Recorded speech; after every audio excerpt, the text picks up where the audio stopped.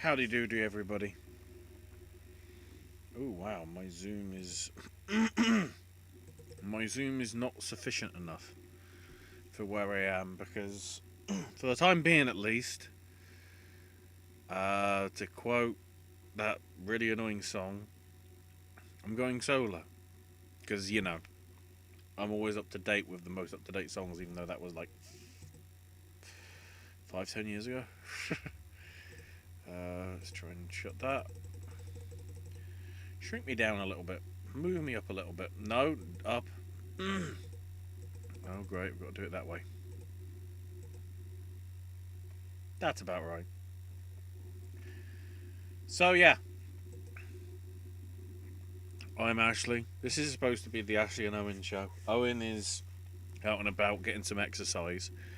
He might be in later on. He might not be. If so, there will have to be some jiggery pokery. So, Donkey may come back.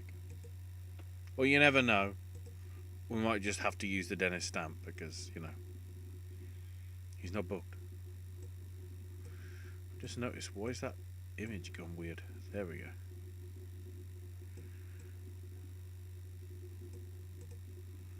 That's better framing.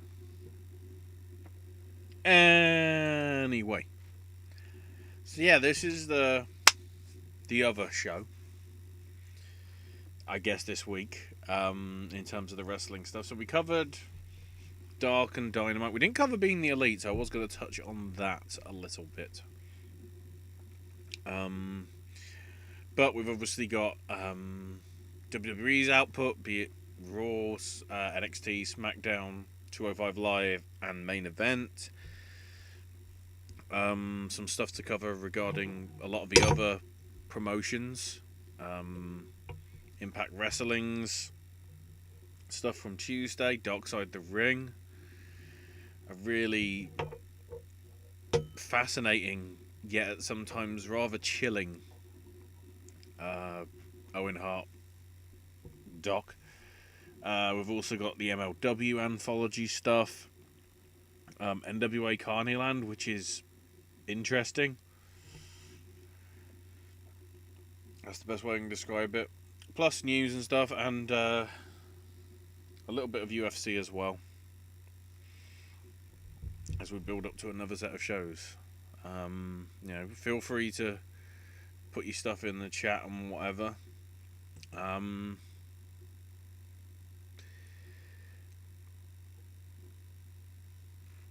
However, we might as well start off with the sad stuff. A big name for a lot of people over the years, that isn't a wrestling name that you'd truly associate, was Larry Sonka. He wrote for 411 Mania. He did a heck of a lot of reviews for probably at least 2 decades, from what I'm aware. The archive on the 411 Mania site is very vast, and Larry's there giving his honest opinion on things. If the thing was good, it was good. But if it sucked, he told you it sucked. And probably rightfully so. Just to say that, just as maybe as a flag to people. Either one, don't watch this, or two, the creatives that came up with said idea probably need to do some rewrites, or just drop said storyline altogether, if possible. Which obviously isn't always possible in some cases. But there was a GoFundMe that was set up to support his daughters. Some of the word I've heard, at least from the Cultaholic podcast and Matthew, or was it Jack? I can't remember. but there was something about it was complications with his diabetes that led to his passing and whatever. But still, that was a sad thing to hear. But of course, at the same time, we had the news of Shad Gaspard's disappearance. I say disappearance because, of course, at the time, that's pretty much all we knew it as. The word, if I can get the little article about it. This time last week, this Sunday, last Sunday, should I say, they were swimming in the Pacific Ocean off the Venice Beach. I think it was the Venice Beach coast. I can't remember the exact. I can't remember exactly the beach area, but certainly it was in California. And yeah, he was swimming with his 10-year-old son and a bunch of other swimmers. And then, from out of nowhere, as does happen, a strong rip current came in, sort of washing them away and sort of pushing, threatening to wash them, obviously, underneath the surface. And with the current that it is, it wouldn't be great.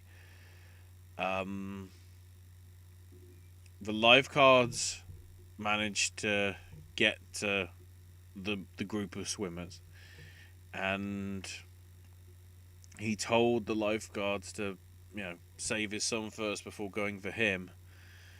And then upon getting the 10-year-old, a wave crashed down on him and submerged him. They did the search into the early hours that day.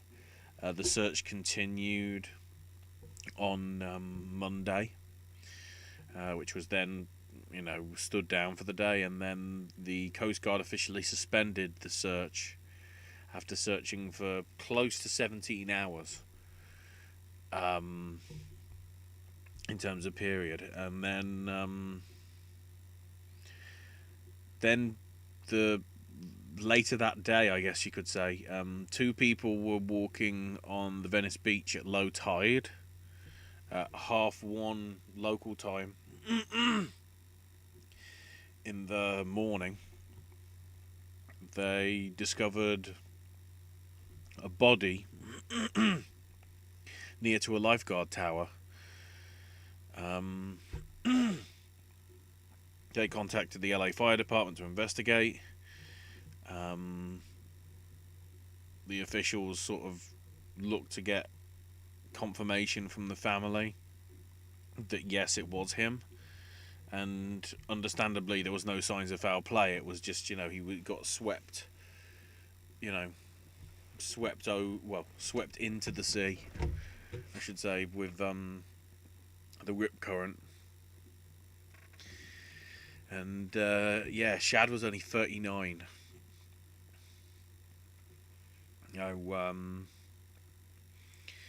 Really, he didn't do too much of a huge amount in WWE terms. Went to developmental in 2005. Crime Time showed up in 2006. Did 4 years on and off pretty much. Got released November 2010. And then, he's been getting bit parts in sort of Hollywood things. The biggest thing, though, his big claim to fame, he was the body likeness and did some of the mocap, at least, for Kratos in the 2018 God of War, I think it was. Was it 2017? Either way, the God of War featuring all the Viking Norse stuff that came out on PS4, not the original one from 2005, but the PS4 God of War. That body that you see of Kratos's is basically Shad. Okay, it wasn't Gaspard as um the voice and whatever, but most of it was most of it in terms of the design of the physique of Kratos, as well as some of the mocap, was him. So that is a real shame, really. They had a very nice sort of beach memorial thing, where a whole bunch of people, some from the California area, some from obviously his WWE times, and some, I guess from when he's met them in the sort of like various conventions and whatever that Crime Time and he's done, have attended.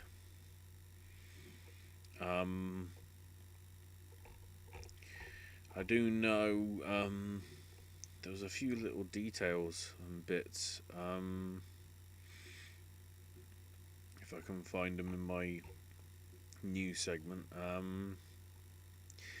Collar X Elbow has a t-shirt where 100% of all the proceeds will go to Gaspard's family. And then, have I got the other bit as well? Pro Wrestling Tees. Shad's wife, Silania, and the Gaspard family have partnered together to release a t-shirt honouring him, of which all the profits will also go to Gaspard's family. And then, of course, there was a GoFundMe.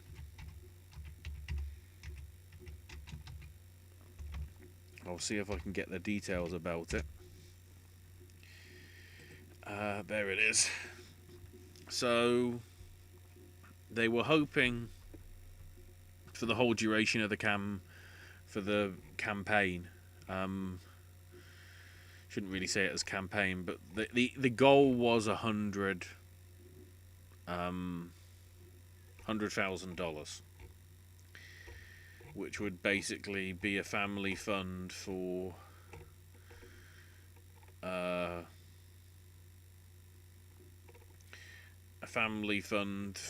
sort of funeral costs and whatever, and as well to help his son, obviously, in future years, in terms of education and things like that. Just gonna have a quick look at the top donations, because I'm not going for the obvious. I'll say the obvious one. Cameo donated $10,000. Tony Khan, him of AEW and all that, donated $10,000 as well. Chris Jericho gave $5,000. Shelton Benjamin gave $2,000. Cody and Brandy, $1,000 there. Some of the big ones, I believe, as well. One of the people from Pro Wrestling Tees donated.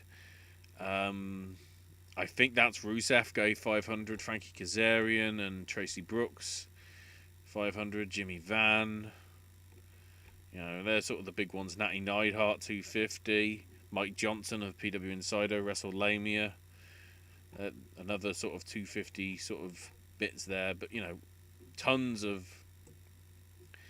donations out there and everything. And the one that pushed them over that $100,000 barrier was one that came through that just said CTC RIP. A lot of people eventually remembered that CTC stood for Crime Time C Nation, which was that one time when Cena teamed up with them for a 6-man I'm guessing it must have been against Orton and Legacy. I'm guessing so.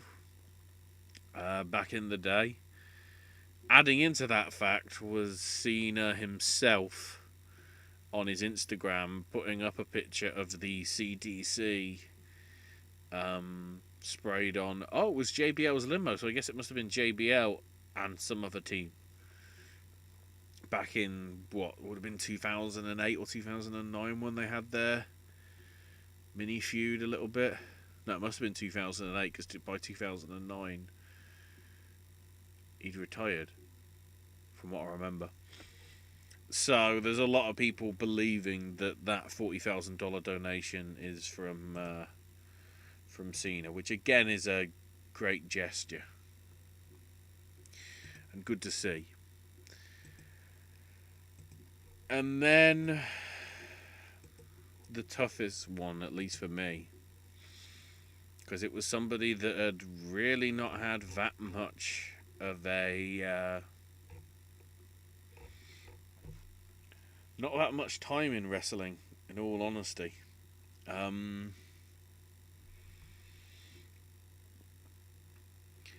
Kimura. One of two women, arguably, at least in Meltzer's opinion, but I can certainly understand it. One of two women that the company was planning to be built around. Passed away at the age of 22. In the very late hours of Friday, what would have been obviously Saturday morning. Saturday morning into Saturday afternoon, I guess, in Japan.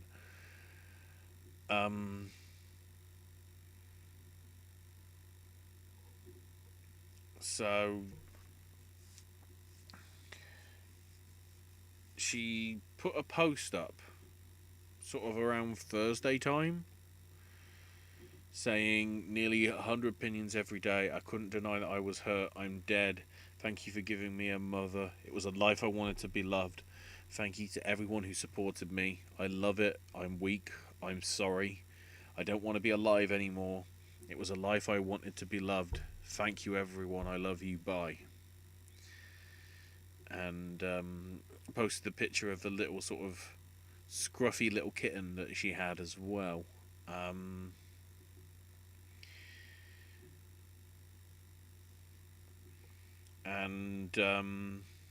The background of her is just as fascinating. Kimura herself, the only child of Kyoko Kimura, who retired a few years back, grew up around the business, basically did unofficial training like as early as sort of 8 or 9 years old, but properly started at the age of 18. As it notes here, she did hold that DDT Iron Man Heavy Metalweight title at the age of 7 as part of one of the DDT comedy sketches. She started in Wrestle 1, trained by Kaz Hayashi, spent there for a number of years, but then started doing some stuff in Stardom because obviously Wrestle 1 really didn't have that much of a women's division, and obviously with Hana's mother, Kyoko Kimura, having founded the Odio Tai stable, it made sense for her to be included as in that.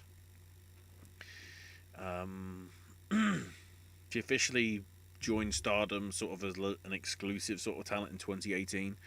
She made a few certain Western trips, quite a bit of the Ring of Honor stuff, which is out there. Quite a few appearances. Wrestled Sumi Sakai, who would become Ring of Honor Women's Champion through the tournament that they competed in. But she was a really good talent. Then when Odio Tai seemed to be sort of on the verge of, collapsing in some shape or form, she basically turned on the group, even though Odio Tai at that time were probably more heelish, really, in their actions.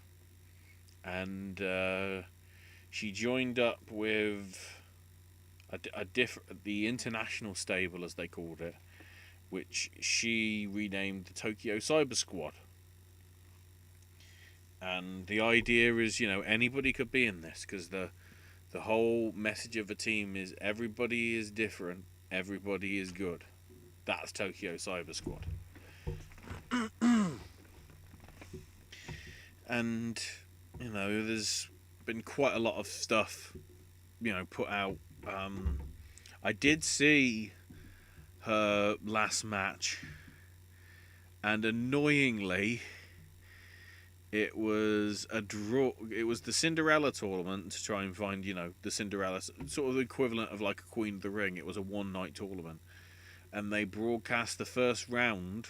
So basically the 8 fights comprising of the first round of the 16 competitors. They broadcast that for free on YouTube. What with the pandemic happening and everything, and I was already sort of, this is going to be interesting because Hana Kimura's one to watch, and she's facing Mayu Iwatani, who arguably is the number one woman in probably Yoshi wrestling right now. If we're talking, in Japan, in Mayu Iwatani. They had a good back and forth match, which then just had them brawling outside and led to a double count out, which meant, I was thinking like, okay, so are we building here then to something, maybe with her challenging Iwatani for I think it was the Wanderer Stardom Championship. So that happened, but the big thing that arguably is the factor, or one of the major factors in what happened, was she started appearing in a show called Terrace House, which is, I guess, sort of an equivalent of a Big Brother style reality TV show in Japan. It does air on Netflix, and it has an international acclaim galore. And as the article from Dave said, she was becoming a celebrity off it because the unique look of her. Hang on, we've got the picture. If I can find my stuff. With that look, with her sort of non-black hair now, with the blonde sort of pink highlights, and switch away, and her physical strength as well being more than most Japanese women, because obviously the training and whatever. The idea is that they felt that Kimura and Julia, who actually did win the Cinderella tournament, were sort of the most marketable stars to try and get as mainstream faces. So the first step of this was to have Julia and Kimura be part of the dark match at the New Japan Wrestle Kingdom 14 Night 1 pre-show thing. The first women's match in the Tokyo Dome since 2002. And before the pandemic, Stardom was planning a bigger and higher profile show with her as the leader of the Tokyo Cyber Squad to feud with Julia after they, sort of fell out with each other. Because I think Julia was part of the squad because they were tag team partners, and there was miscommunication and whatever, which led to friction and whatever. So they started filming the stuff, and Let me see if I can get the episode list up, because I'm trying to get the notes on it in terms of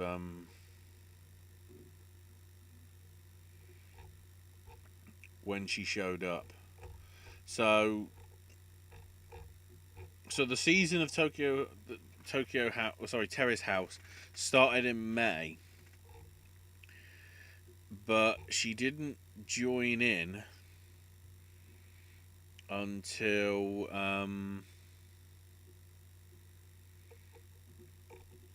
let's see when it says that Hannah comes in.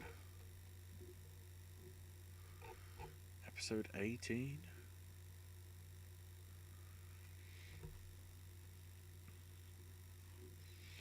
So sort of around September, October time-ish. Yeah, I think actually it might be September the 10th. Possibly. That might be when it happened. And, it's been airing sort of in segments. It's normally sort of like 12 episodes or so, and then they have a week off, and then it goes back to another 12 episodes. So, if I can get the details, if I can find it. Yeah. So, this was filmed in January, but they didn't start airing it until the Japanese broadcast, at least, was March the 31st. So about 6-7 weeks ago. So on this episode, one of the male housemates, Kai, I believe it was, washed his clothes with Hannah's Tokyo Dome outfit still being in the washer, which basically wasn't that much of an issue. It's been washed, it's been cleaned and whatever. The problem is, he then took the pile of laundry and stuck it in the dryer. So, upon doing that, obviously, her outfit shrunk. And, she was really upset by this because of the significance of the outfit. And, she lost her temper, knocked his sort of beanie hat or whatever off his head that he had. And when it aired, it was sort of, she was portrayed as being a villain for like, why should you care about your wrestling gear? You can get some more. Not realizing the significance of it. The twist, of course, being she went on this show to try and get people more interested in wrestling. And she was having a lot of stuff which, started affecting her sort of mental health. And what probably started it even more so is they took a month or so's break of filming and airing episodes because of the pandemic. And they came back on May 12th, so 2 weeks ago.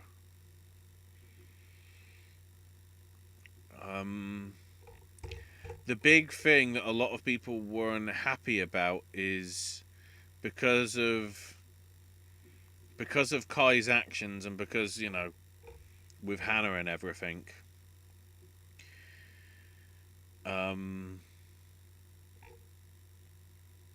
he decided to leave the house.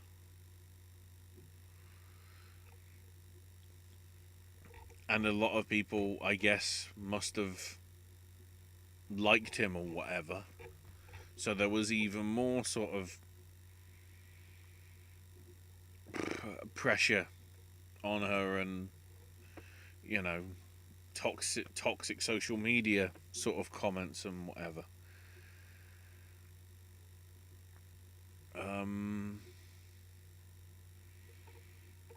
And she posted that message that people were concerned about. Apparently, people went to check in on her and said that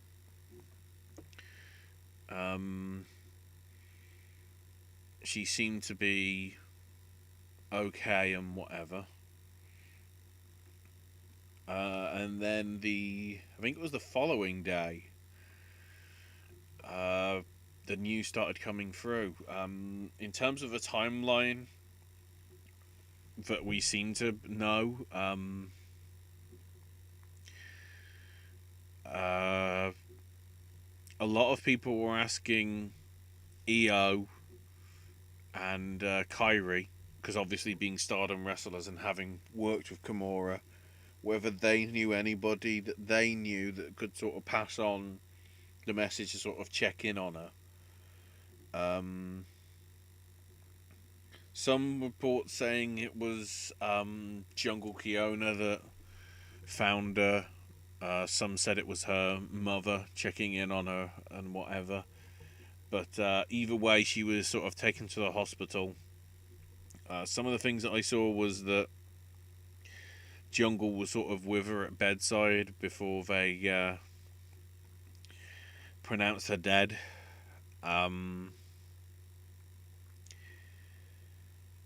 It's you feel for a lot of the people. The amount of support and great messages that have been out there over the last 48 hours.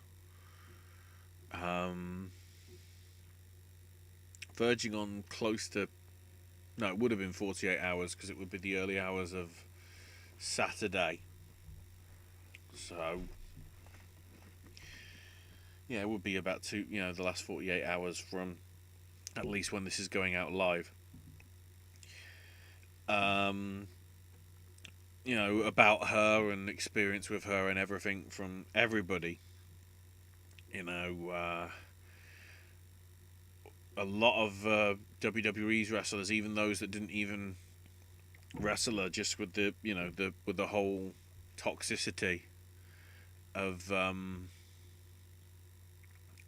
cyberbullying stuff that has been a problem on a lot of things.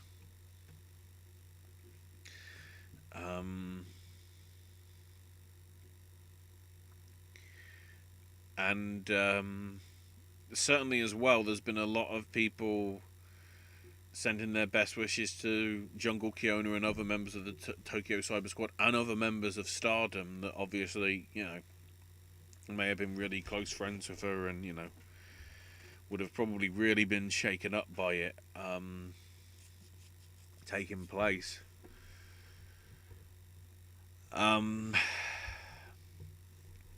This is a woman that in the space of 9 months, because it would have been April the 5th or 6th, I think, for WrestleMania 35. So she wrestled for G1 Supercard of Honor in Madison Square Garden in April of 2019, and then wrestled in the Tokyo Dome, albeit on a dark match and whatever, in January of 2020. And arguably it's more of a message of, be kind and just maybe take a second guess about what you say before you say it, be it either physically, like I am here, or be it in a text message or a Facebook message or WhatsApp, any sort of message,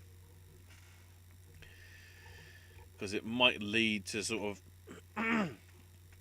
harm and whatever than you can think. Bushiroad put out a statement saying how live distribution products So live streams basically on the Stardom YouTube channel are suspended at the minute. So keeping keeping an eye on the mentality and the mental health of their talents, and when appropriate they'll announce when stuff will continue and all that.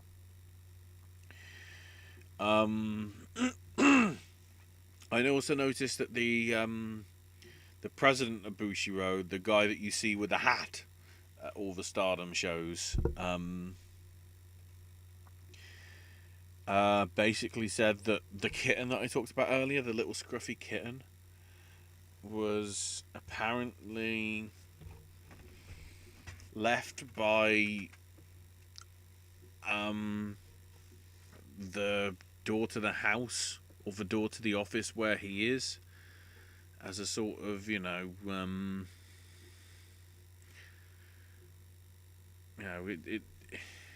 it was just, I mean, it was kitten, so it was like, ah, but just for the circumstances, I know there is a thing at the minute, which I probably will be taking part in the next day or so.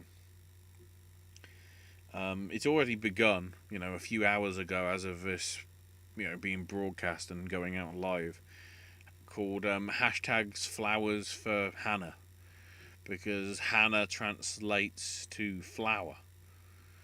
And I guess because of the Kimura bit, she was the I can't remember what the terminology was. I'll have to go to my Twitter to get the right notes and all that.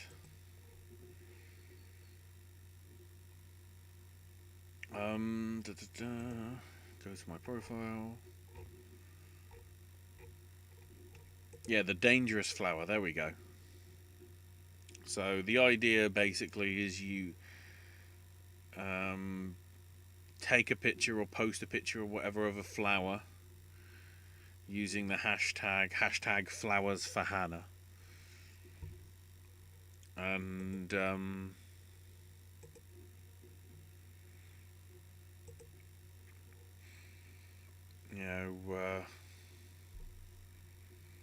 you can do it. It's not like you have to post it at a certain time. A following tweet basically said,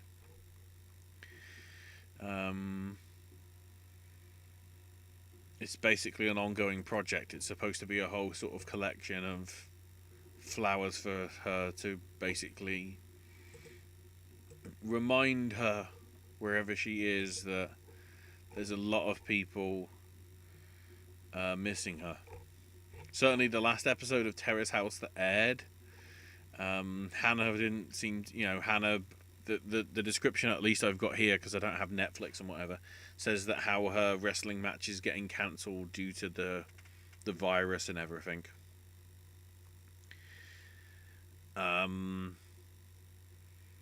Understandably, all new episodes that are going to be released have been suspended. Given the circumstances, I really do not know how the show can continue ever again. Because if it's all related, basically, to toxic social media behaviour of Terrace House fans, then, the core is rotten. And the whole apple, if you will, the whole item needs to be removed.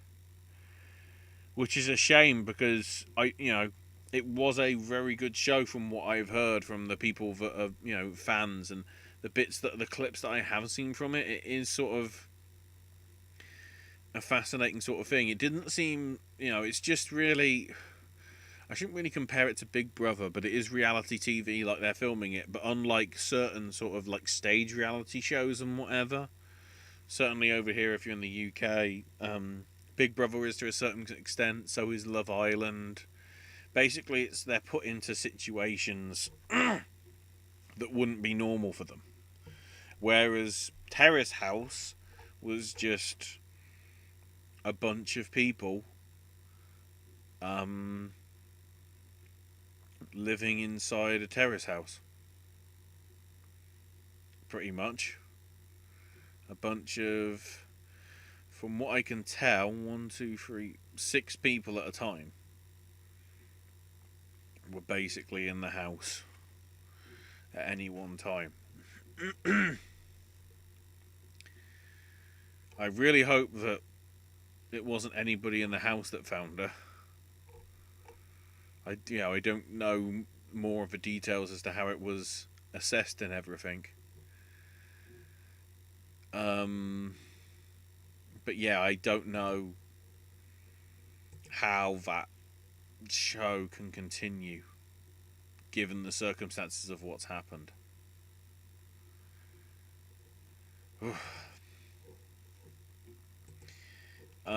The other bit of the Stardom news that I might as well put in here as well, that came through, another, well, sad but obviously not as, sad as deaths. Arisa Hoshiki, who was Wanderer Stardom champion, retiring with immediate effect due to head and neck injuries at the age of only 24. The title was returned to Stardom. Basically, the idea, she gave the title in and wouldn't be returning when Stardom was due to resume their shows, which I believe is soon, because I saw a thing yesterday saying that the lifting of the pandemic alert or the state of emergency in Tokyo has been lifted. So over the next couple of weeks, the next month or so, they're gradually going to be able to start doing events again in some shape or form. She started wrestling for them in 2011 at the age of 15. Left the following year, though, to pursue boxing and music. Came back in 2018, but basically just due to the injuries that she's picked up and everything, she wants to live a life where she isn't in pain for a lot of the time, so she just had to knock the wrestling nail on the head. And so Hoshiki departed. I don't know whether she's going to wrestle one more time now, because I feel whatever Stardom's next show is definitely going to be a sort of memorial / celebration of Hannah. So we'll have to see. But yeah, I wanted to get those out of the way first, just because of the circumstances and everything. So, recap of the week. So, Raw was a very mixed bag. We started off with the continuation of the Edge Randy Orton stuff, because of course we have to be kept reminded that if the match between Edge and Orton goes ahead, could be the greatest ever match. So much so that the graphics now for Backlash, it's not just Backlash anymore, it's WWE the greatest ever match Backlash, or the greatest match ever Backlash, whatever. Either way, they're really going out on this to say how amazing this match is going to be. Basically, it just, becomes a whole, Orton stirring the pot and Edge eventually breaking and saying, yes, I accept the challenge. So that happened. Then Seth Rollins does an interesting promo saying, how Mysterio's eye damage may be critical, but they won't be able to reassess it until the swelling goes down. And sometimes you have to lose yourself to find who you really are. When he lost to Drew, he fell to a place so dark he may never escape, but with no darkness there is no light, and now sees the light better than ever before, and thanks him for helping him see it. He knew that people thought what he did was unforgivable, and said that Ray was a necessary sacrifice that would allow him to be the leader that he needed to be. And then had a message for Ray. What happened was a blessing in disguise. And he also wanted to say something to Ray now, so he won't have to see it when he meets again. Obviously the tease is, he's going to say sorry. But he just says, of course, stealing a line from Sandow, "You're welcome." Humberto interrupted, which, he was not very happy about, and whatever. And Rollins basically said, "I'm in my suit, I'm not dressed to compete. Murphy is. Maybe, you'll be willing to oblige." And Murphy apparently was, and Murphy won. Because that happened. Then Murphy attacked him afterwards until Black made the save. Then Corbin's yelling at sort of Raw people, saying, why isn't being treated properly? And I'm going, you're not being treated properly because, one, nobody cares, and two, this is the whole brand exchange thing. Who gives a damn? Then Charlotte cuts a promo saying that she's the hardest working person on all three brands, how she appeared on SmackDown, or how be happy to teach Bayley that there's levels to being a champion. So clearly, Bayley's the heel, so then Charlotte's the face. So then all of a sudden, she was like, "Oh, Ruby, you've got something to say to me," and invited her out. Ruby came in, just went face to face with her. They went to break, and suddenly they were having a match. And Charlotte won with a figure eight. So Ruby didn't even speak. Charlotte is on every single show, and nobody gives a crap. Then Caruso's talking with Lashley, but MVP interrupts and says,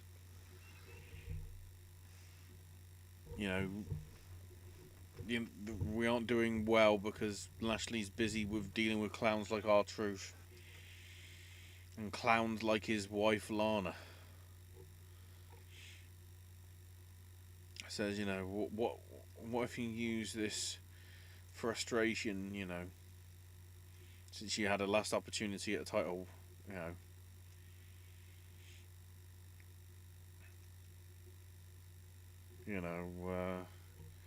I guess you don't need trophies because you got the trophy wife, but MVP's basically trying to focus him on Drew, which makes sense. Then the Street Profits are here for the Axe competition, except there's a bunch of Vikings, none of which are bloody Sarah Logan. So I'm like, well, this isn't accurate.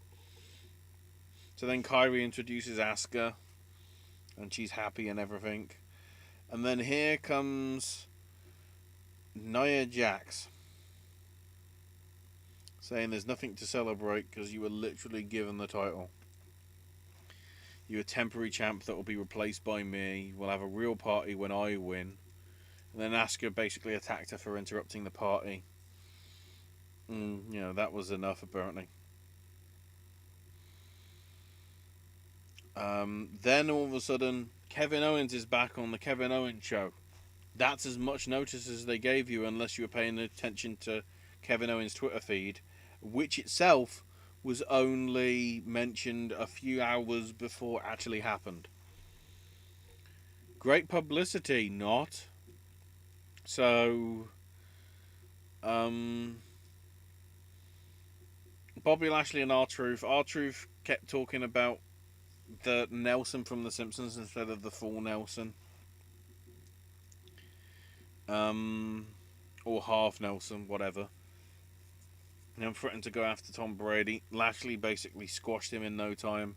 MVP applause the win. Lana's backstage watching this on the TV and started like throwing shit around and smashing stuff. I was like, oh. So then Asuka and Kyrie backstage, they split, and then Jax just stares. Then Bliss Cross Applesauce retaining the tag titles against the Iconics via DQ because Bliss got Twisted Bliss on Kay, but Royce broke up the cover and then kept throwing Bliss into the post over and over. And on the third time that she did, the ref called for the DQ. And the Iconics were both upset in a lot of ways. Then Kyrie's on her recorder that she was playing something in celebration for Asuka, and then basically Jax smashed her head into the side of a box. It was brilliant. Because once again, Jax is an unsafe worker. Because that's good. So the Iconics argue backstage, and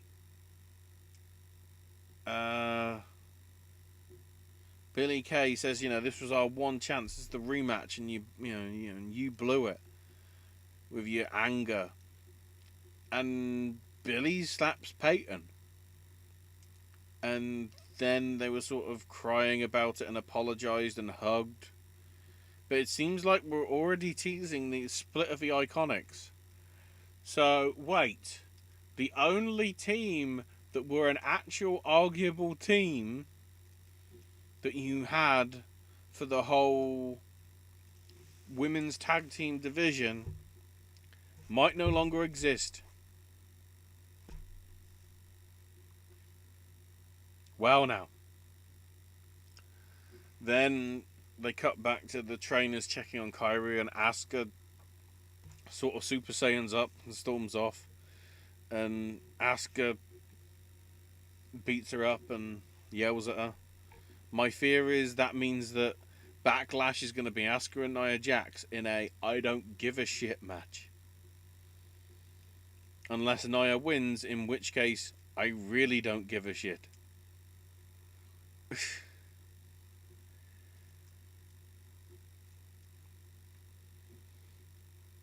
I'm sick of seeing Nia being pushed as a heel over and over again, because I'm sick of the stereotypes of big woman has to be angry woman / heel. We saw it with Kong, both of them. Well, no, more awesome Kong, at least in AEW. Arja, we haven't seen enough of, really. Nyla Rose was face, and then they just decided to have her go heel. Nia went face and seemed, there was potential there. Then just automatically became heel. Tamina was heel. Then they tried pushing her as face, which didn't really work because the way she did her promo and everything was more like a heel. So, if you want to look at how... Well, I was going to say, if you want to look at how a heel should do it, then we get to Baszler and Natalya. And, Baszler won with a submission with the Kirifuda clutch in not very much time. Baszler sort of limped away up the ramp because obviously Natalya sort of went after the leg to obviously make the sharpshooter more effective. So they're prepping the ring for the KO show. But Natalya sort of started chucking the furniture and the signs and the chairs out the ring. So the way she was sort of stropping about Natalya seemed to imply that she's heel now. Frustrated at what happened. So, I don't know. Then there's an argument between the Andrade collection backstage and what's going on. So The Kevin Owens show starts up, and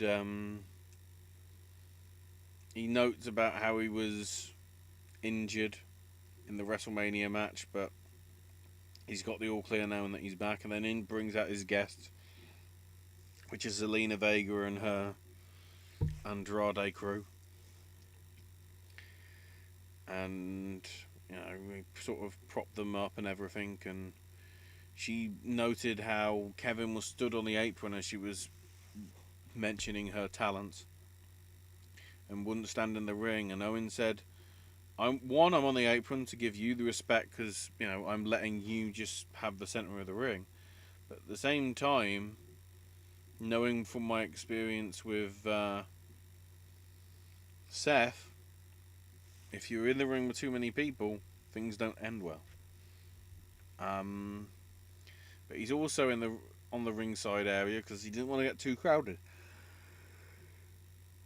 Because he has another guest, and that's Apollo Crews, who runs in and whatever, and they get into a brawl with Kevin sort of helping out, which leads into a tag team match player with Owens and Crews beating Andrade and Garza.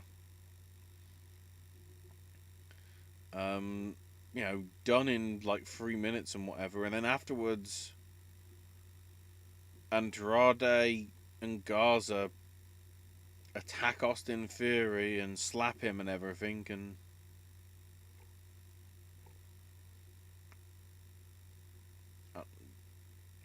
just leave him laying at ringside.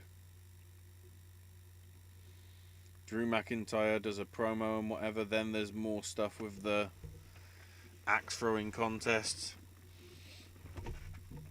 and various things. You know, throwing an axe and throwing it into the air. Dawkins getting distracted by a horse.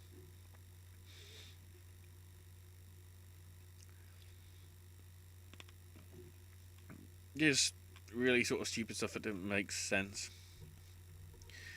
Then Black beat Murphy via DQ. Because Austin Theory's still recovering down at ringside. And Seth, during the match, basically goes over to him. Helps Austin up. Puts him in, you know, directs him into the ring. And Theory attacks Black for the DQ. And it looks as if Austin Theory is now part of the Monday Night Messiah's disciples. That's what happens when you're not AOP. You get pushed with Seth.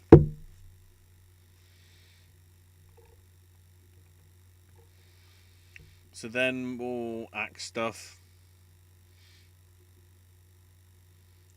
which, you know, the Raiders led, and then Montez somehow managed to get a bullseye, so they all celebrated together, and then a cop car showed up with an axe in the windshield.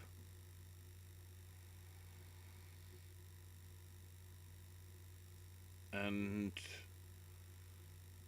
the Street Profits were like, it can't be us, you know, because of how good we are, and he had his back to the target and managed to get a bullseye, allegedly. So, stupidly, when it, you know, they're trying to say, oh, Viking Raiders are good at basketball, and now we're saying, oh,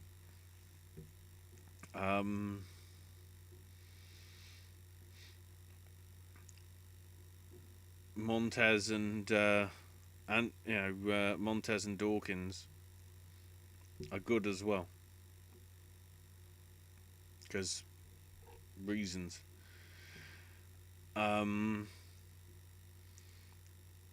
Then they basically set up for this Monday's Raw, Andrade versus Apollo Crews in a rematch for the US title. I think something might be happening. Apollo might be winning, and the rumor is he might be going heel, because of course, because yeah.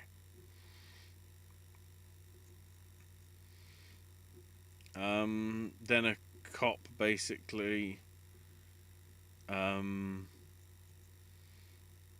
the female cop basically told them how dangerous the axe throwing is, but let them off with a warning because she thought that Ivar was cute. Great. Not. And then Drew beat Corbin in about 9 minutes. Decent match, sort of.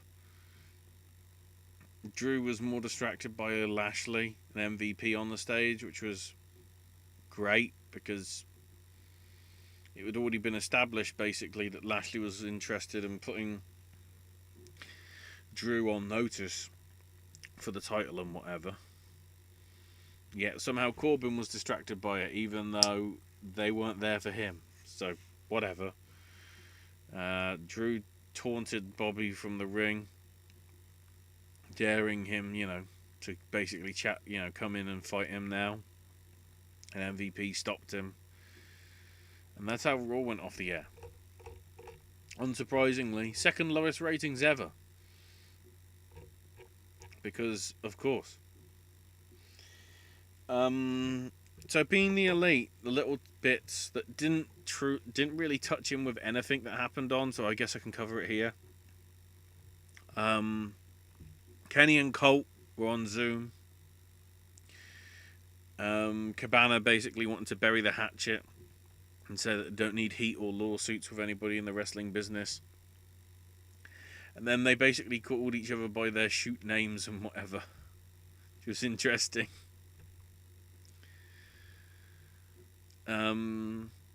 But Kenny said he sees a lot of himself in Colt, and he was afraid of losing his starring spot on being the Elite to Colt, much in the same way that he was supposed to be the star of his tag team with Hangman, which then got overshadowed by the Cowboy shit and all that.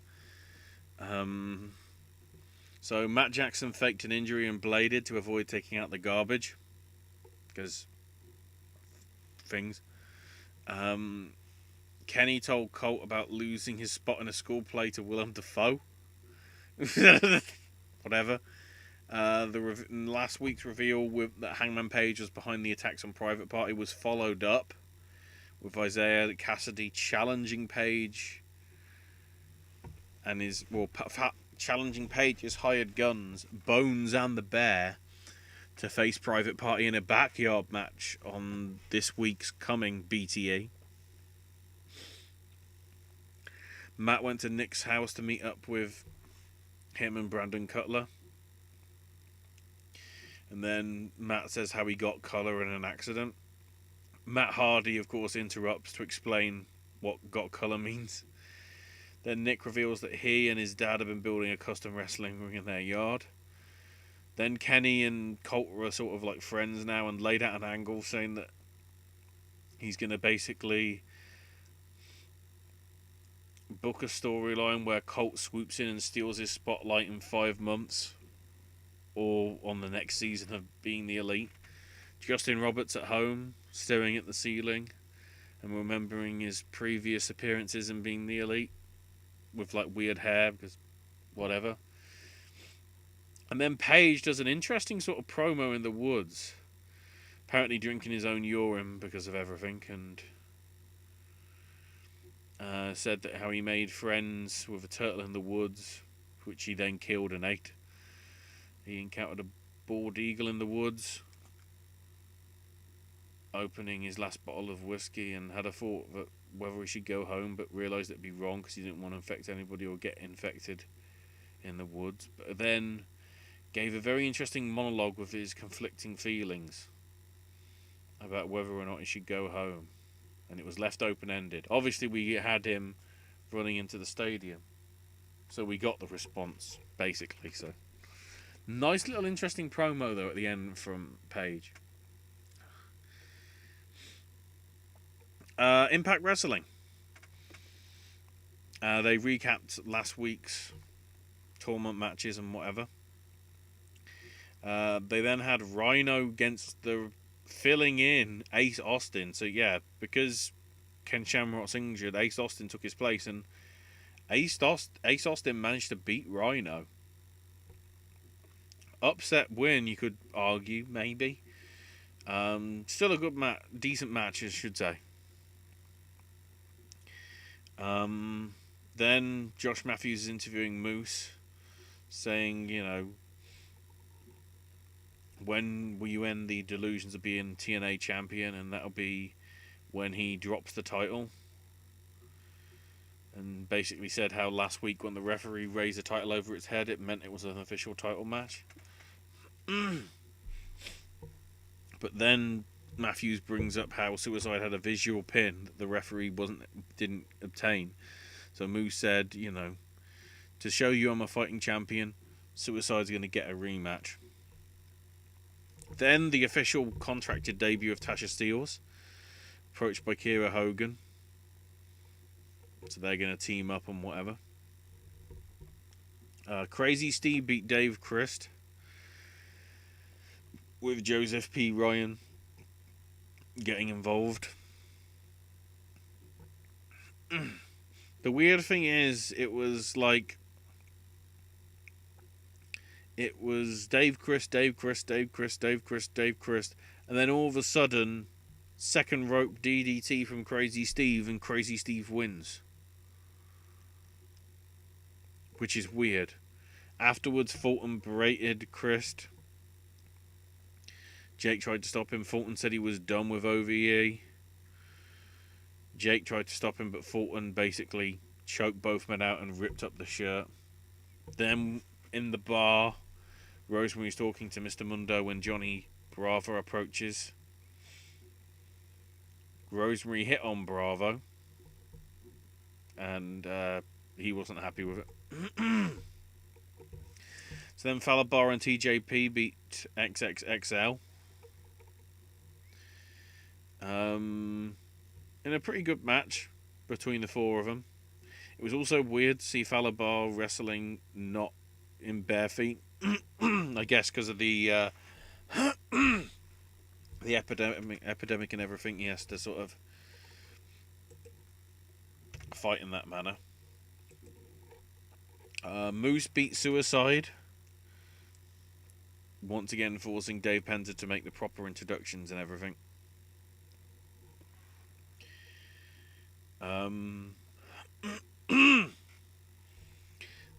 It was a decent match, probably not as good as the one that Moose and Suicide had the week before. But, it was still good. Then Elgin cuts a promo, basically talking trash, so all of a sudden he's heel again. Backstage, Chris Bay is approaching Johnny Swinger and says if he can't win, he may as well take out Mac and consider that as a win. And Johnny Swinger was like, I'm winning. Spoilers, Willie Mack won, so Johnny Swinger didn't win.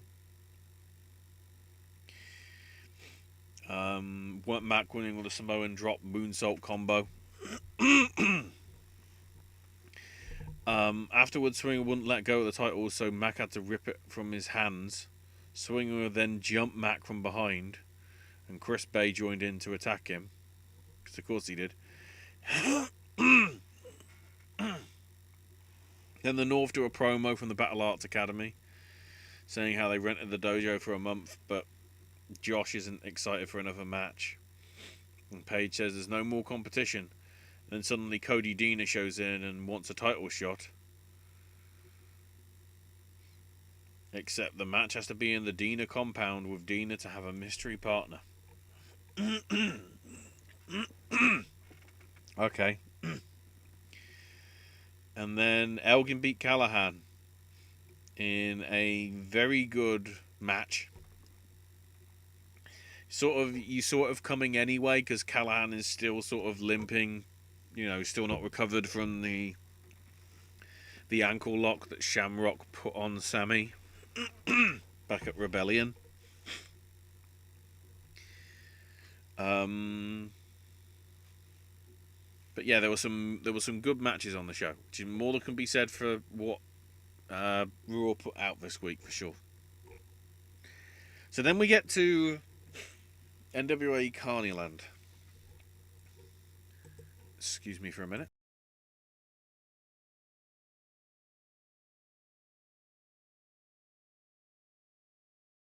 clear my system out a little bit. Probably need a drink as well. So I'll get some water down me. So NWA Carneyland. It's basically a 30-minute show that is video segments and wrestlers doing home video segments. Eddie Kingston basically did a positive promo to start off with, saying how he didn't wrestle for money but wrestled for the legacy because of, the NWA legacy. He'll be back and stronger than ever, and the pandemic ain't going to keep him down. Then Joe Galli welcomes us that he's just a citizen of Carneyland. Then the voice of Stu Bennett says, "I am everywhere in Carneyland because I'm the narrator." Which was nice, but also weird. Then Nick Aldis began to tell a story, agreeing to a booking and driving out, going to a hotel, does the match, goes home and leaves the hotel, but then gets a call from the owner saying that he left without paying. The cops pulled him over as he was driving. And it turned out the promoter didn't actually book the hotel and hoped that Aldis would be left without the bill. So I guess that happened somewhere for Nick Aldis, seemingly. As part of True Carneyland Stories. Then we had Cliche Promo 101 from Carneyland College with Alison Kay. Next week is Go Away Heat 101. So I don't know if it's all from Alison Kay, but there'll be some college lessons for your soul. Then Joe Galli is back after having disappeared from Stu Bennett's voice, now lying on a couch. And then, he says how he hated that Stu could make him disappear whenever he wanted and didn't like slipping into a void because he wants to talk to the citizens of Carneyland. Then Eli Drake comes on saying how he lost many jobs due to the month. Or due to his mouth, sorry. But they actually just gave him his own show called The Eli Drake Show on Carneyland. He said he was done and that was it, and send him questions. We'll get to that. Then Tim Storm's Carneyland history lesson, because obviously he's a teacher, so he talks about Ben Franklin, the things he invented and whatnot.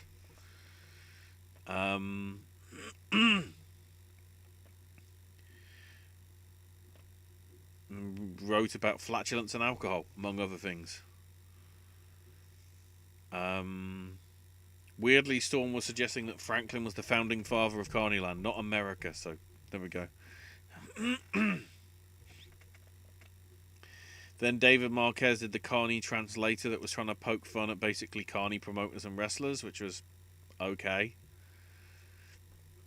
Josephus had a segment about how to be a champion, which was a book with empty pages because he hadn't won a title yet, which is a nice sort of thing, but also, I don't know. Then Aldis talks about he's having a show called What's Causing Aldis, where he's going to talk to other wrestlers and friends about the business and their less than successful early careers. Galli's back, saying how there's going to be a series of shows on Carneyland, so there's new content until they can return to shows. Then Galli promised he would be doing an interview with Billy Corgan and Dave Lagana, and he was going to ask them the hard questions. Which probably means that there won't be. Then Monrovia Unmasked. Aaron Stevens talks about the geography of Monrovia and how it can be seen instead of properly explained.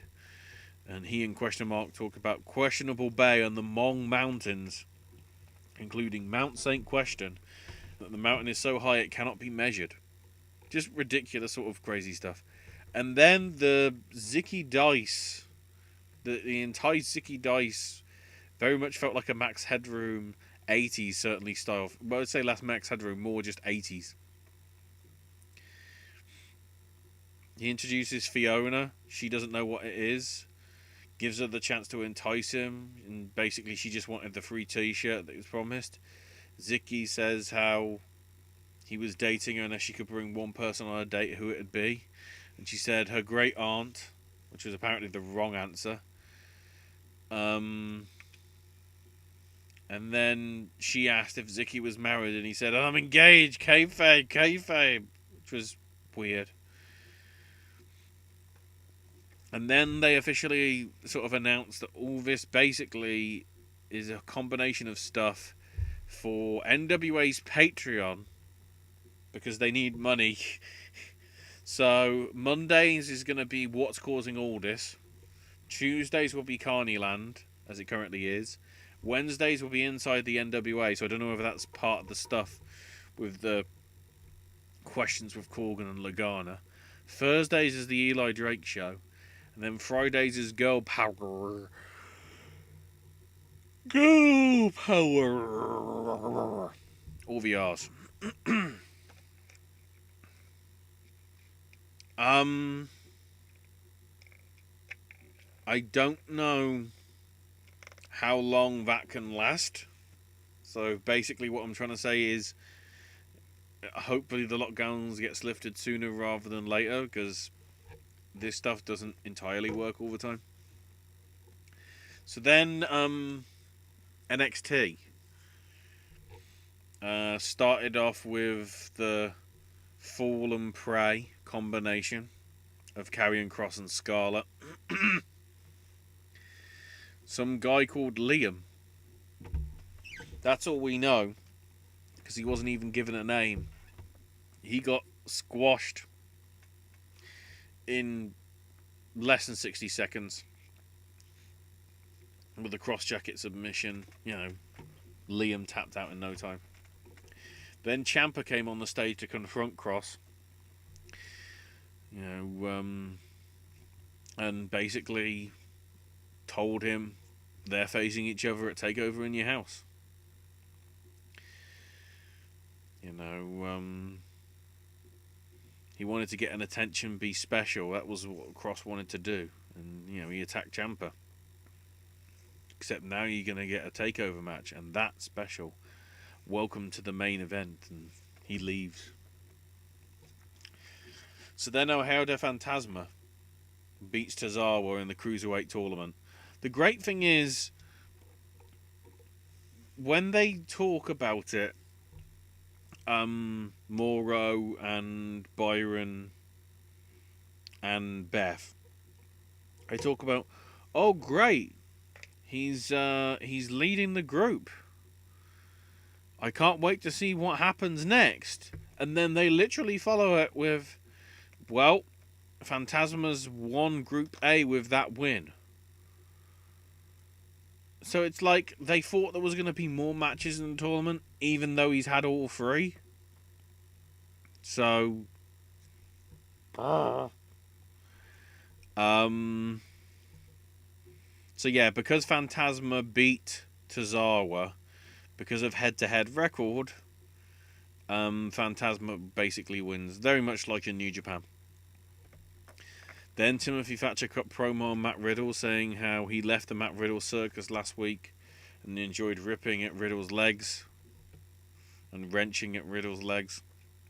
No fluke pins will be needed next time, as Thatcher challenges Riddle to a match that can only end via knockout or submission.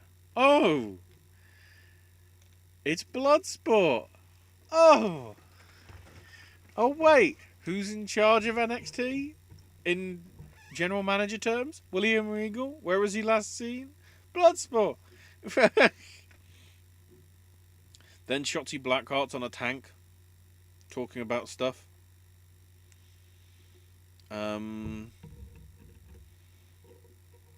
She's like a tank apparently because tanks, quote, don't give a shit.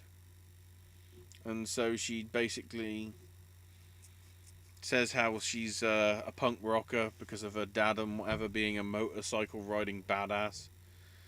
And then said that what she was going to do to the NXT women's roster by driving a tank over some cars, because that happened. Then Mia Yim beat Santana Garrett with a protect your neck and whatever. Decent little match. Then Candice and Johnny show up.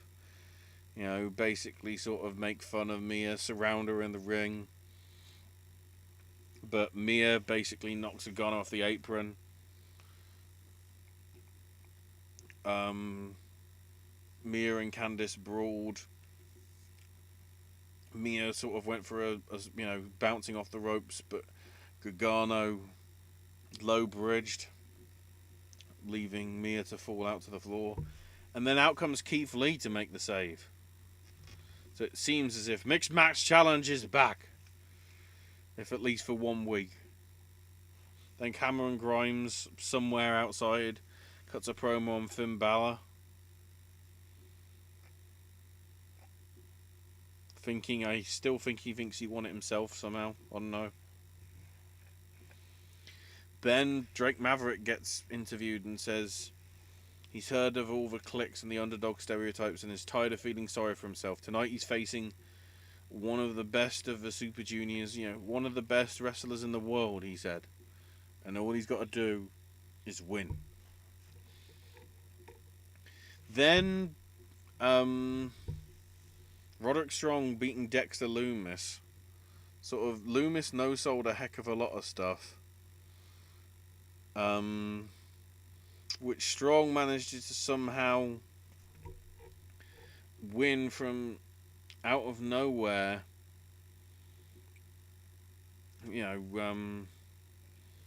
Strong going for the stronghold, Lumis trying to escape, and then Strong somehow hooking the legs and getting a pinfall.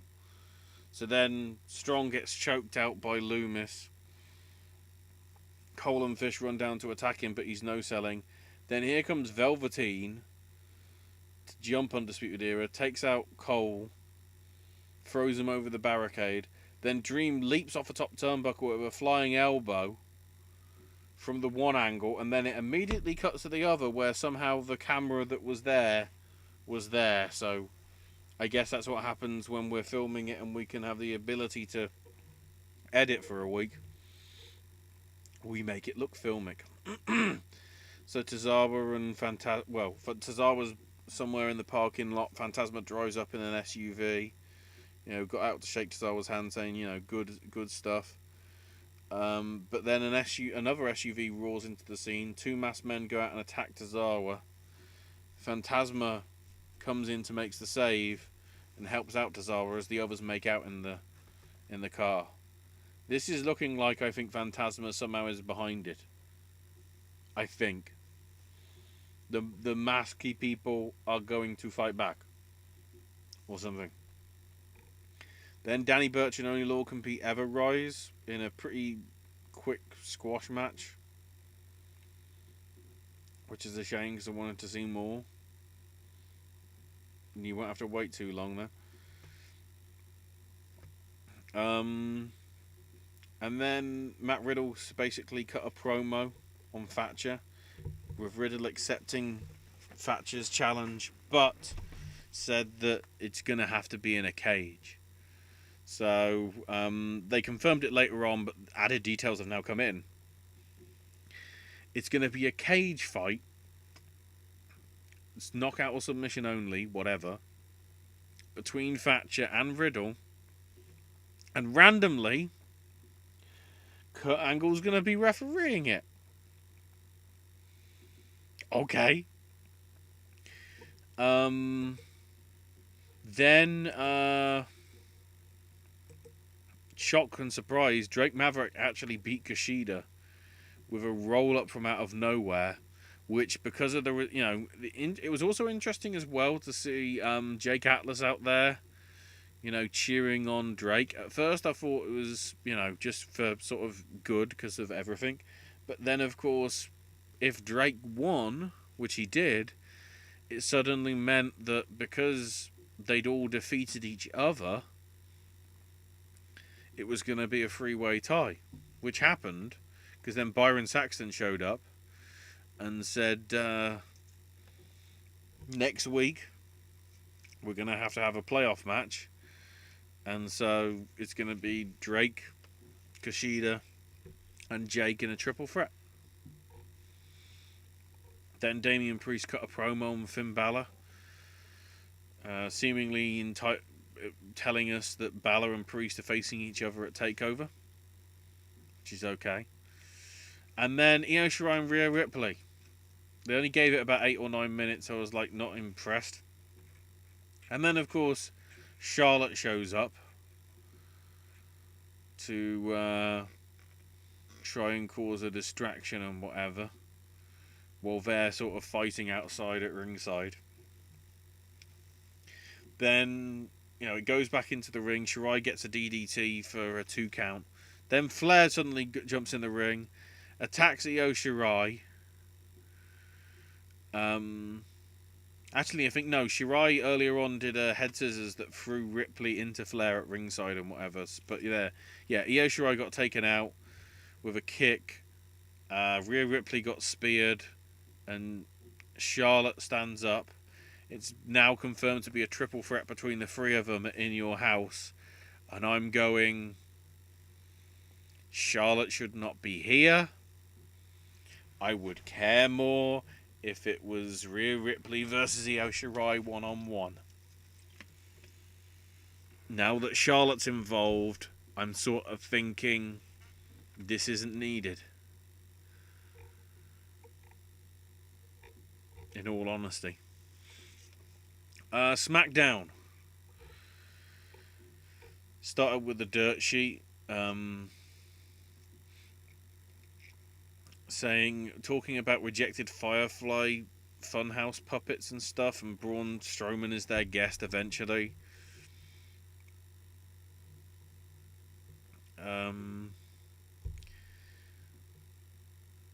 Then, Miz and Morrison. Miz tried to stop Morrison from talking, and Strowman took it as a challenge. So, Braun's facing the Miz because of the miscommunication between the 2 of them and whatever. Strowman won, but then afterwards, Morrison challenged Strowman to take on both of them in a 2-on-1 handicap for the Universal title at Backlash. And Strowman said, "Alright, you're on." So, as if it's more a case of we have nobody else for Strowman to face, we're literally putting a tag team against him. Because of course we are. Because why? Then AJ Styles beats Shinsuke Nakamura. The big thing is, they suddenly announce, as AJ makes his way to the ring, Cole suddenly says he's officially part of the SmackDown roster because he was traded for superstars to be named later. It was like, oh great. So a big deal like this has been done and there's no details. If only this happened in the NFL draft. Wow. The New England Patriots have traded their number 1 draft pick to a team that we'll announce at some point for a certain player that we'll announce at some point. What? Anyway, they had a good match. Certainly Japan in style. They let them do to some extent. Styles went for the forearm. Nakamura cut him off. But then AJ managed to connect with it. Progresses on to face Elias in the semi-finals next week. Then they recap Bayley and Charlotte and their stuff. And they have a match. And Bayley manages to win somehow. Flair tried to roll up Bayley, but Bayley reversed it and held on to the rope. So won heelishly. So Charlotte is face. Despite what happened 2 nights before and 4 nights before on Raw and NXT. What's going on? Then backstage, Bayley and Sasha celebrated, and Bayley noted how Sasha didn't think she could win without Sasha's help. And then Bayley went, I'm just joking. So we're still setting the seeds, but this is taking a bit of a long time to sprout. The trigger should have been pulled on this, I feel, a little earlier than what seems to be happening. Then Sonya and Dolph managed to beat Otis and Mandy.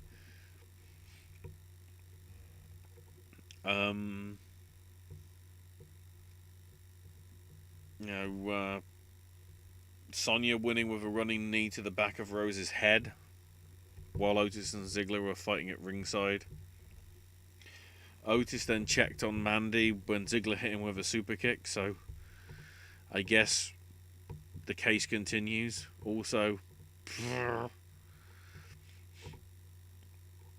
then the Forgotten Sons did a promo, apparently.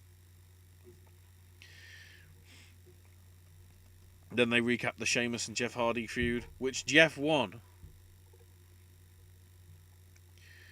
Basically, Sheamus tried for the bro kick, Hardy avoided it, rolled up Sheamus. So, hold on. Roll up finish with Jeff and Sheamus. Roll up finish with Bayley and Charlotte.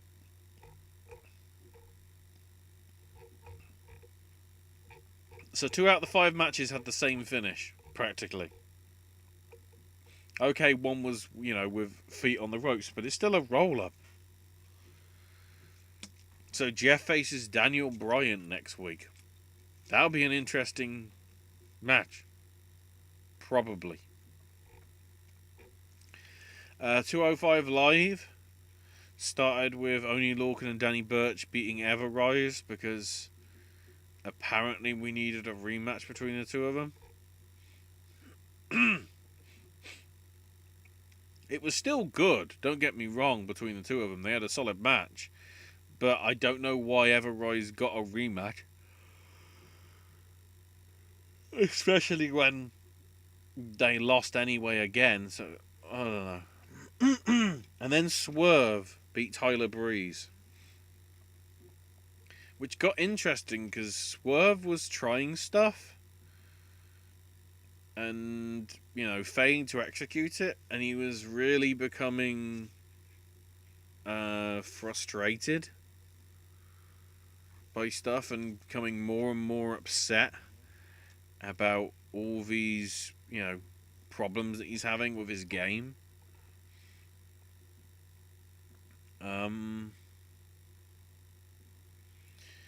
Breeze eventually got hit with a confidence boost from Swerve to get the win.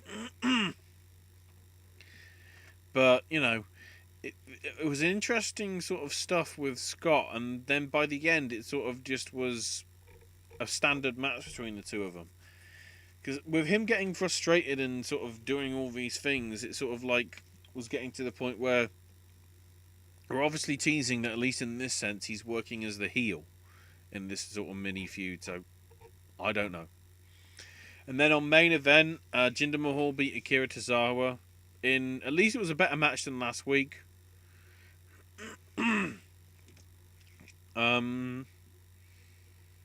But, solid affair. And then Ricochet beat Shane Thorne, because this feud must continue even though it's a singles match.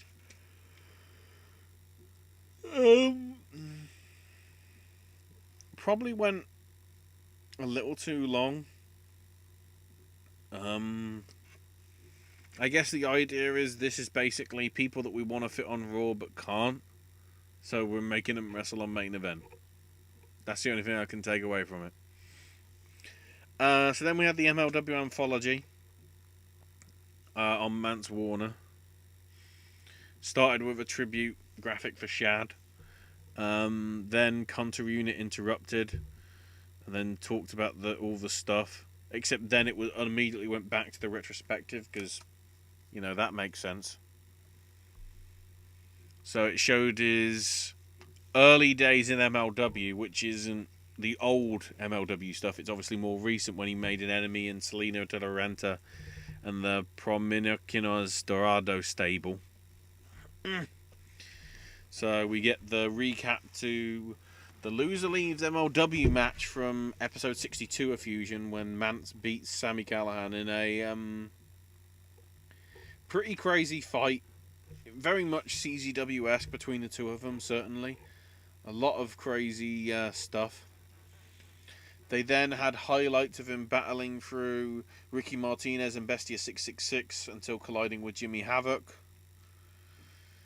Then detailed how they had 4 different styles of matches, the Super Fight pay-per-view, And then Fusion episodes 77, 85, and 89 before the fifth and final feud-ending bloodbath from episode 94, the No Ropes Barbed Wire match.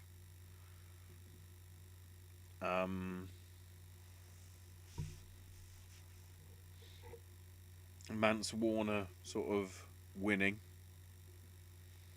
with a clothesline with wire around his arm and a pole driver onto a chair. Then a bloodied up Warner said how he ended Jimmy Havoc and is now going to hit the pay window, drink some beers, get some gold. Called out Hammerstone to bring us right up to the current day, where he's currently feuding with Hammerstone and basically the Dynasty stable and all that. Then we cut back to sort of modern footage in the quarantine roll call. The Parks were grilling hamburgers and calling out Contra Unit. Gino Medina shooting away the cameras as the Mamacitas were calling. Dan Lambert getting serious about athletic commissions and safe environments for working. Mance's drawing up the blueprints for the Triple Tower of Doom cage match, because WCW. And Myron Reed's asking who's joining Injustice. I think you'll find Myron Reed, it's Mortal Kombat 11 Aftermath. Injustice had its DLC years ago.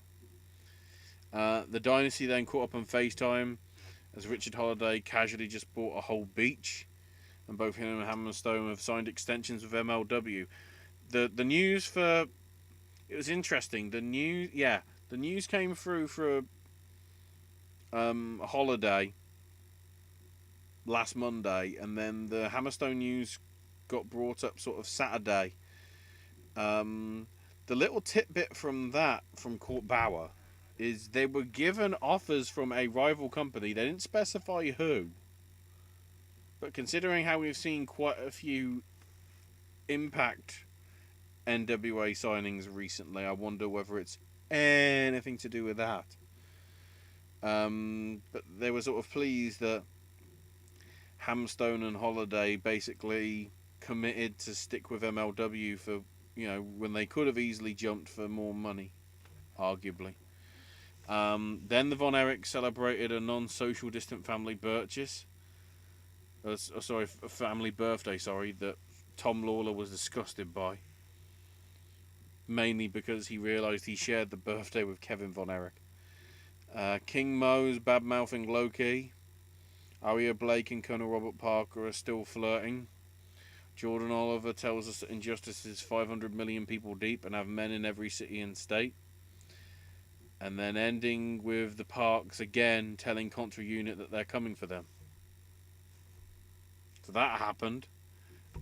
Next week, which hopefully will be going more to some of the old stuff, not just the modern MLW stuff. The MLW anthology on Loki. I'm hoping we get some old stuff in there. Few little bits of UFC news. So the ESPN stuff, the Saturday show, the Overeem Harris from last weekend, debuted roughly about 1.2 million people for the main card, which was about double what they did for the last Saturday card before the pandemic sort of came down in March. Because it aired mostly in the afternoon, the numbers are probably going to be, they expected the numbers to be down anyway for that Brazil show. The prelims got roughly about another 700,000 viewers, so, it did it did pretty decent. Also, we have confirmed that the next event will be happening this Saturday, headlined by Tyron Woodley taking on Gilbert Burns in the welterweight division. Also, on the prelims, former title challenger Caitlin Chukaigan will be taking on Antonia Shevchenko, which is Valentina's sister, who Caitlin unsuccessfully challenged back in February. Also, we got Casey Kenny versus Louis Smolka in the bantamweight on the prelims. Tim Elliott versus UFC newcomer Brandon Royval in the flyweight division. Roosevelt Roberts taking on Brock Weaver, which will be on the main card as a lightweight affair. And also Billy Quarantillo and Spike Carlisle one-on-one in a catchweight 150-pound fight. So, clearly it's a crossover of divisions, but I guess just to get people on the card and whatever. The other stuff that I didn't mention yet that are on the prelims and whatever. Chris Gutierrez versus Vince Morales in the featherweight, along with a light heavyweight bout with Jamahal Hill versus Kidson Abreu. That's on the prelims. And along with previously mentioned Woodley and Burns and Roosevelt Roberts, Brock Weaver. We've also got a women's strawweight bout with Hannah Cyphers and Mackenzie Dern.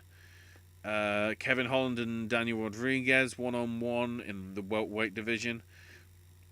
Blagoy Ivanov versus Augusto Sakai in the heavyweight division. The word is that the aim is it's going to happen at the UFC Apex facility in Las Vegas. The issue here, though, is while the state's yet to officially open up for sports without fans, the commission is meeting this Wednesday, and one of the items on the agenda is approval for request by the UFC to have the events happen there. Apparently Arizona is there as a fallback if they have to, but we'll see what happens Wednesday. In which case these fighters are going to have to possibly drive over to Arizona if that's the case. They've also then confirmed that if the Apex facility does get confirmed or not, if it's in Arizona, they've also confirmed the full UFC 250 card now. As previously expected, it's headlined by Amanda Nunes defending the featherweight title against Felicia Spencer. The former UFC bantamweight champ Cody Garbrandt will also be taking on Rafael Asunciao, which was supposed to be part of the Columbus, Ohio show that they were due to have at a point. Additionally, Aljamain Sterling and Sean O'Malley both said that they're going to be on the show. Sterling expected to face Corey Sandhagen, and O'Malley expected to go against Eddie Wineland.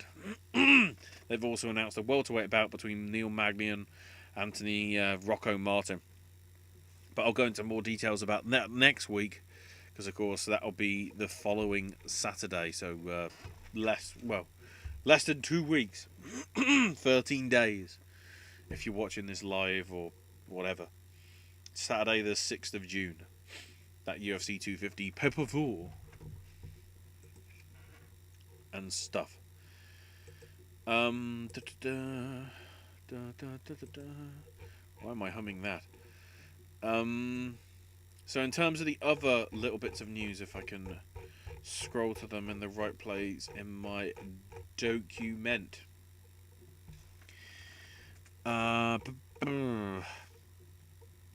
Interesting that John Oliver started bringing up WWE and sports stuff during one of his segments on Last Week Tonight. He obviously talked about the Saudi stuff back in 2018. And then also covered the independent contractors stuff this time last year, roughly. But yeah, he was talking about the sports, basically, mentioning this anonymous letter and whatever, and saying that viewers are starving for new content, and saying that the risks of creating content seem to outweigh the benefits at the minute. We did bring up the whole Dana White Fight Island, and then bringing up how Jacare Souza and 2 of his cornermen tested positive, underscoring that, quote, if you want to come back completely without risk, it just isn't possible right now. On top of that, he announced that he's sponsoring the Yelly's marble runs or whatever, which is sort of fascinating to watch somehow. But it was a nice little interesting little bit there. Michael Mansouri, the vice president of global television production, has left the company. Basically, he was the uncredited director. Remember when WCW actually had credits and told you who was behind stuff? They sort of did as well back in the day for some of the WWF shows, but most of the time now uncredited for most of the TV shows and pay-per-view events that have happened. PW Insider reported it first, confirmed by people. Yeah, he's no longer with the company as of last week after giving his notice several months ago. No known reasons for his departure.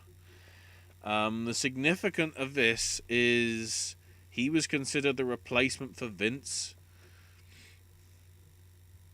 He was considered the eventual replacement for Kevin Dunn in terms of, executive vice president and, right-hand man. And now with Mansouri and Kerwin Silphy's recent departures, it's now down to Kevin Dunn and Marty Miller, who's also a director apparently, will be handling the broadcast from now. So, he's basically been with them since 2009 when he started as a production assistant, named vice president in March 2016. So he's been there roughly 4 years in his current role that he's just departed. So, interesting. The Dark Side of the Ring stuff. Oh.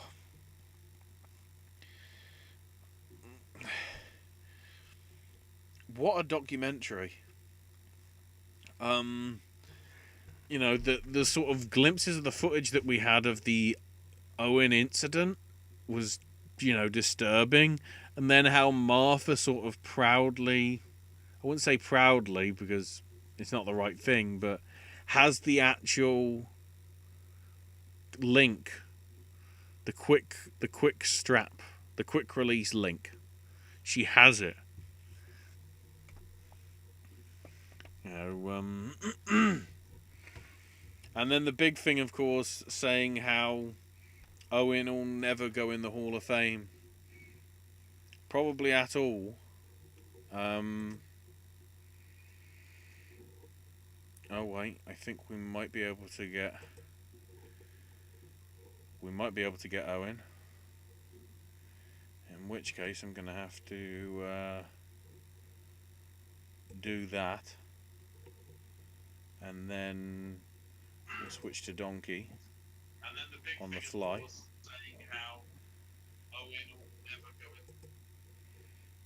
Hopefully, you should be heard.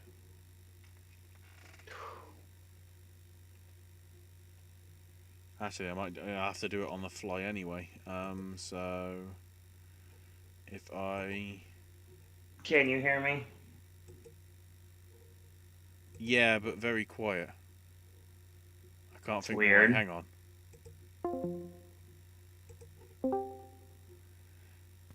See if that's any better. Well, I don't see you. I just see a bunch of dots moving back and forth. Wow. Now I'm really confused. Maybe if I add window capture, Discord, it might be louder. It might be my laptop too. So. Wow, I don't know what's happened. Hang on. Yeah, user volume is like weirdly low.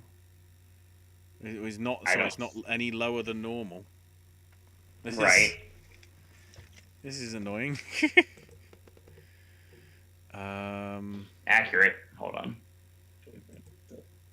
Hang on. I don't want to stop the stream and whatever because I don't think that would affect it because normally it'd be everything else. Let me disable the webcam. I don't think that will change anything. So then it's funny because I see the screen and I actually see like the yellow box, and then nothing happened. Yeah, I don't know. There we go. I see you now.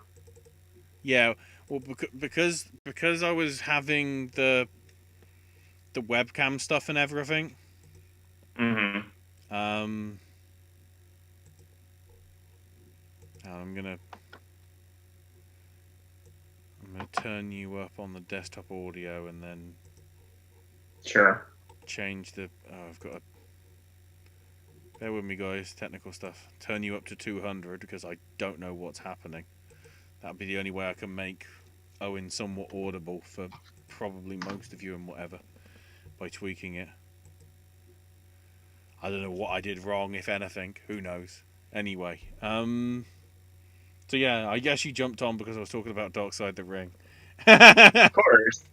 Of course I did. Pretty much. There Oh, that's why. Now I need to turn you down. I didn't have my blooming headphones pushed in directly into my bloody thing. Wow. That explains it. Anyway, get the volume back down there. So yeah, the Dark Side the Ring was what a finale. It was tough, to say the least, to Yeah, watch it. as I say, that footage of the fall, Oh my god. all the glimpses that I we mean, sort of got of it, it's like, whoa. if you wanted to paint a picture where the WWE are the bad guys, Dark Side of the Ring have 100% done that. And with factual information, too, not hearsay. Factual information that can be backed up by several sources. And there's a Yeah, lot of hands that are in the cookie jar, and it's pretty bad, to say the least. Like, WWE comes off looking. Vince looks terrible when it comes to any of these shows. mm-hmm. I do want to talk about, obviously we want to talk about Owen, because that's why I'm here. Literally and figuratively. But the Road Warriors and everything like that, I was never like the biggest mark for the Road Warriors. Like a lot of people I knew were. I was a Steiner Brothers guy. I wasn't big on. I understood what the team meant and everything. I just wasn't the biggest fan, but I understand their contributions to wrestling. And even talking about the Kensuke Sasaki team with Hawk when he was the Power Warrior and everything like that. And I like how they didn't forget that. Didn't talk about his ECW time. That's okay. Can't really talk about everything in a 45-minute documentary. Yeah. Um, I'll I'll never forget Over the Edge. I was watching along in my mom's apartment at the time.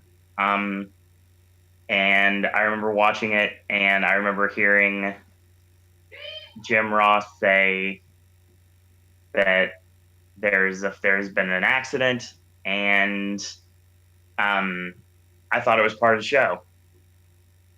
They were playing the Blue Blazer up to be like a comedy character. There was an accident, meaning like, oh, he tripped, he fell, he's okay though. He probably got caught upside down, something like that. And then to hear the has died, I still didn't want to believe it. Actually, I really didn't. I'll never forget it. And it just like the show went on, and just like the look of like Jeff Jarrett and Deborah at the time, like crying because they already knew. And it's just like it seemed so wrong to continue. And I remember watching that main event and just not caring at all. I just wanted to know more information, what was going on. I was checking the internet at the time because I had a computer that was in the living room that I used to get my wrestling information, stuff like that. The news with the Z sites, things like that. WrestleZone back before it became Pop Up Central. Pete Windsor, of course. One Wrestling, A1 Wrestling, back in the day, those sites. I remember finding out that it wasn't a work and it wasn't part of the show. And I remember wearing a black Owen Hart armband the next day at Hmm. school and the rest of the week and everything like that. And I mean, for those of you that know, I mean, I talk about my personal life a lot on the network, and some things I kind of leave private. And one of the things I always leave private is the fact that my name is Owen, but why my name is Owen? I think I've mentioned this before. When Owen won the King of the Ring in 1994, that's when I thought there was a King Owen, there needed to be a Sir Owen. So that's where I got my name. I used it in the Indies, and I used it where people would know me. I used it here on YouTube, and I'm still Owen to this day. And like, it's because of Owen Hart. Hmm. All of it is. All of it's 100% because of Owen Hart. And it's just like, I never got the chance to see him live, which sucks because I almost got it. I was at SummerSlam 1995 in Pittsburgh. And if you remember correctly, the In Your House that was the next month, the main event was Diesel and Shawn Michaels versus Owen Hart and Yokozuna. Oh yeah, yeah, So literally missed it by a month. So I never got to see him live. I was always like the biggest Owen Hart supporter, like biggest Owen Hart mark, and proud of it too. yeah. Hmm. And that's where I got my name from. So if it wasn't for his contribution to professional wrestling, I would never. I probably still have a different name right now. So a government name, if you will. But no, I did it as a tribute, and I still have it as a tribute to this day. And watching the documentary and just knowing things that we know, and them going even more in depth to everything, it hit home really hard. Honestly, I was like dreading this episode when I first heard about season 2 of Dark Side of the Ring, and it was something that I knew was going to be an emotional time, and it totally was. Like, Benoit was extremely emotional for different reasons, Yeah. and they could have went 2 episodes on Owen easily because there's so much to be said. I mean, obviously, not talking about his wrestling career, talking about his family life and everything, like the contributions. Like, I'm talking about Portland, Maine, where he won the WWF championship from Bret Hart, and they did the Dusty finish, and they gave Bret back the title. I'll never forget seeing those pictures with Owen holding the WWF championship and being so happy. The interesting thing as well with the fact that Brett was offered to be part of the documentary, but never managed to actually get anything done. So Yeah. who knows? But this all got even more attention thanks to CBS Sports. So Monday, to build up Mhm. hype for the Tuesday, Martha basically spoke about why she wouldn't allow WWE to put Owen in the Hall of Fame, which is mentioned in the documentary as well about how why her and the son, vow that they won't allow Owen to go in while they're alive, sort of thing.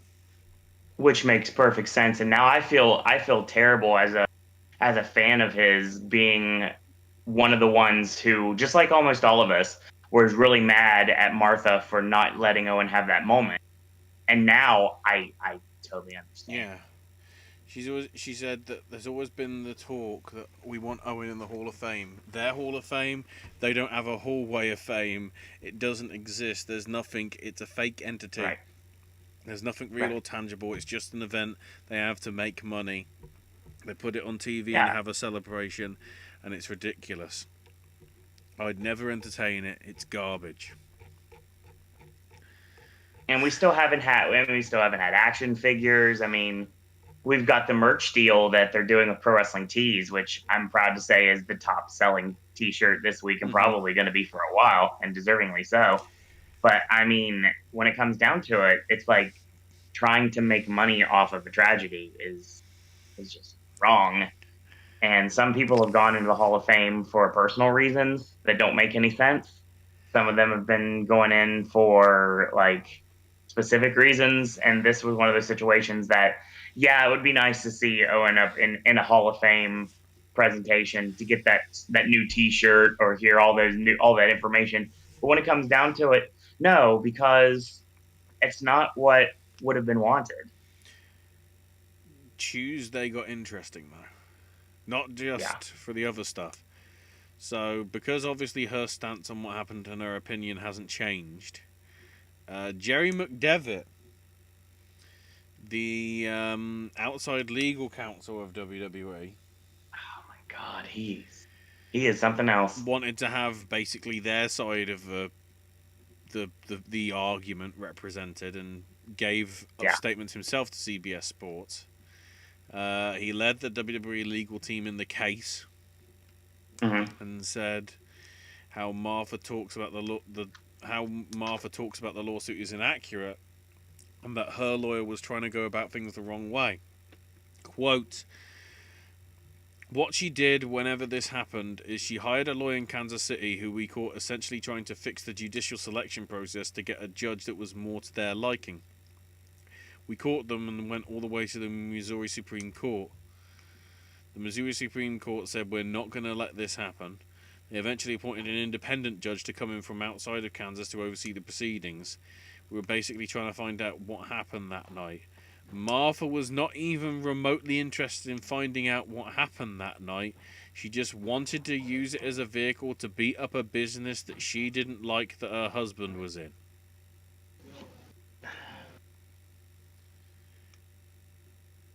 Which, I don't. if you see the documentary, she doesn't really seem that bothered about wrestling. No, not at Really. all. It's not about that. It was the mishandling in her eyes of what WWF at the time Mm-hmm. did with the situation. Because as the article here from the Observer that I got, in her book, she didn't talk favourably of him and said that the lawyers were claiming that Kansas City police weren't being impartial in an effort to get the case heard before a different judge.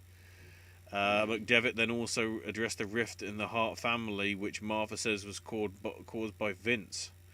McDevitt said that Martha and her lawyer attempted to get a family member to sign a document to support her side in exchange for money. Quote, in exchange for that, they were all promised a share of any verdict or settlement, which is highly illegal, completely improper, and you can get in big trouble for that. What happened was some of the members of the Hart family were offended by this because they realised this was wrong. They knew this was wrong, and they faxed me those documents, which I fell out the chair when I read them. I was like, you've got to be kidding me. This is completely illegal. You can't do this stuff, all of which was brought to the attention of the judge in Kansas. Martha eventually settled for $18 million in the settlement. Mm-hmm. McDevitt dismissing her claims that she only wanted justice, and they originally wanted $35 million and a mission of punitive damages. Quote, Vince told her right there, look, Martha, I feel so bad for what happened. I feel responsible because this happened on my watch. I want to take care of you and your family. I loved Owen. He was almost crying. We offered $17 million to take care of her. How many times does a CEO walk in a room and say he feels responsible? I'm not going to argue. I just feel responsible for what happened. They turned it down. They wanted to go to court for $35 million. Fine, we'll go and litigate. The next day I got a call from a Canadian lawyer saying they didn't want to do it because they knew what they were facing with the other things that I talked about. They said if you could put a little more money in, if you could go to 18, we'll settle. That's how the settlement went down.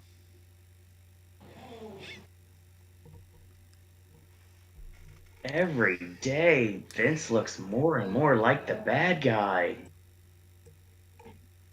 He is not helping he's not helping his credibility whatsoever. Martha then obviously issued her own retort to the retort. In Like here. response to McDevitt's comments, I want to make it clear, if there was one person on this planet who wanted to get to the bottom of what happened to my husband, it was me. The defense was doing everything in their power to muddy the waters as they tried to continue to do so in an effort to detract from the case because they didn't have one. I read every single affidavit taken, sat through endless face-to-face depositions, and spent over a year of my life dissecting every solitary fact for the case. To insinuate for 1 second that I, of all people, did not care about the truth behind Owen's death, but was more interested in a vendetta against the business is beyond the pale. McDevitt's comments are absurd, reckless, and pathetic. I'm not surprised the WWE would trot him out to do damage control. After all, the events surrounding Owen's death and the aftermath that followed are extremely disturbing and do not reflect well on the company. Not to mention that Linda McMahon was the acting CEO of a WWF, now WWE at the time of Owen's death, which doesn't bode well for them either, especially given her ties to Trump and his administration. At the end of the day, truth has been my defense. For anyone who seeks it regarding the case and the event surrounding Owen's death, I suggest they read my book. It's all in there. Relating to the Trump thing, which I might as well just add in here, a lot of people were having a go at Undertaker and his right-wing T-shirts that have been appearing on the documentary over the years. His response was, everybody knows WWE is apolitical, it's all about the flag. Wait, so the former, CEO? Linda was CEO, right? I believe so, yes. Who ran as a Republican in the election, and then was part of a Republican, led, coalition for the, Minister for Small Business or whatever they call it, Secretary for Small Businesses, which he then stepped down from and whatever, and somehow apparently the McMahons and WWE are apolitical.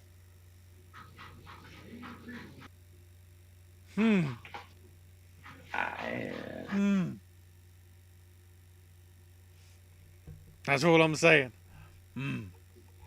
Either way, it was really it was a tough watch, and I wanted to say stuff on social media, but I didn't. I stayed away from it because I just wanted to just sit back and just watch.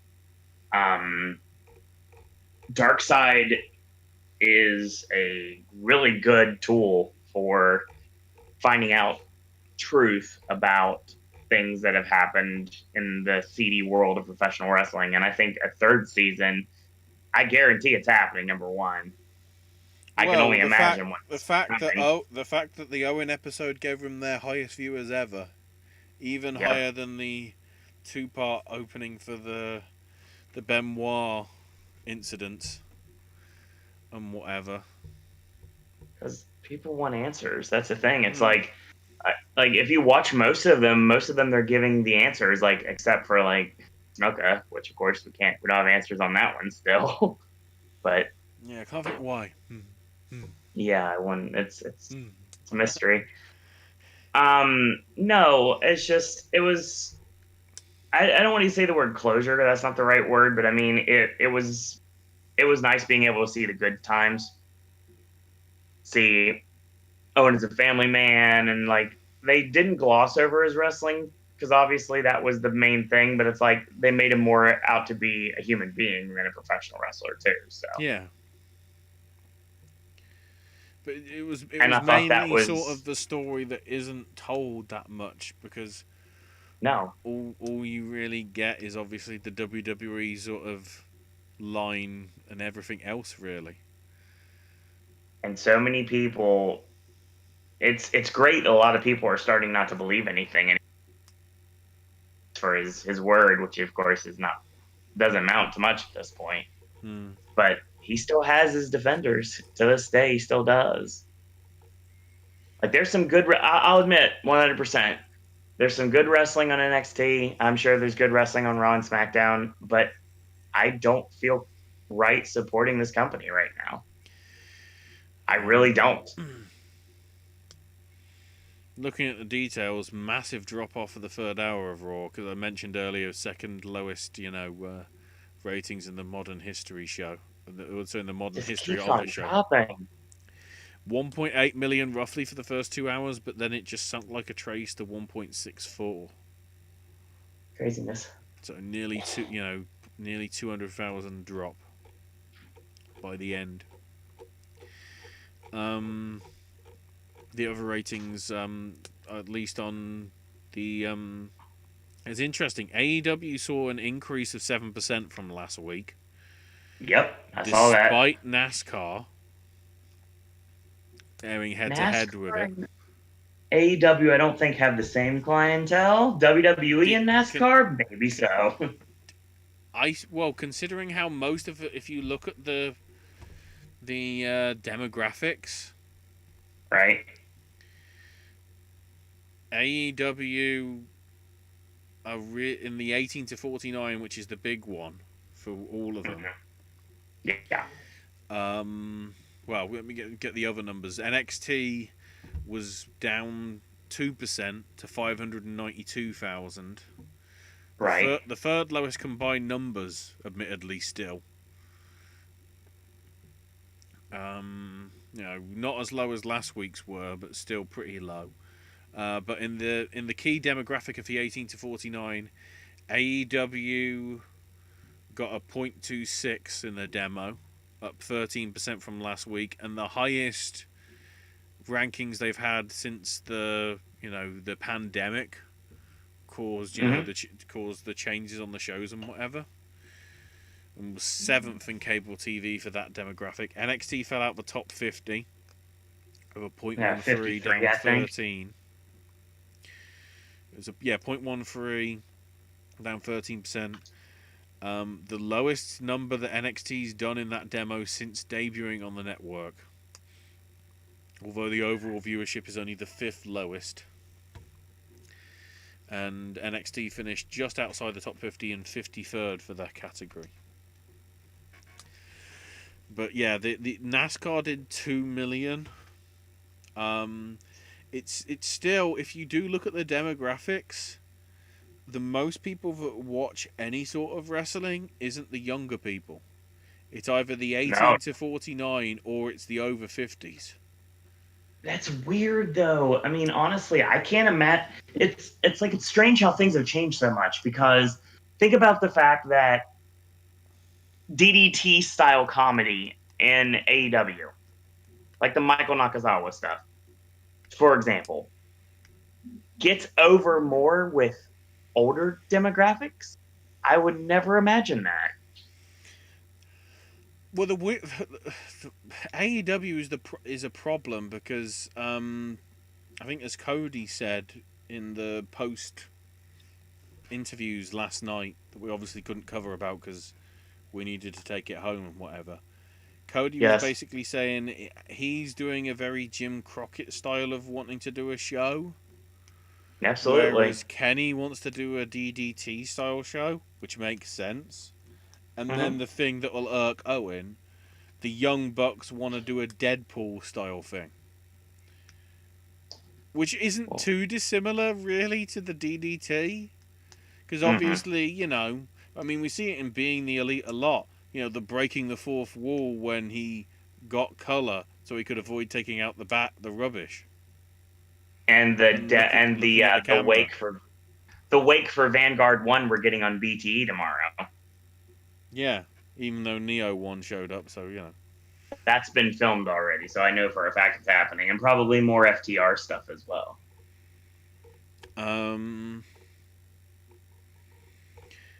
Ric Flair signed a new contract with WWE. Yeah, he is not ever going to go anywhere else, and that's good for him.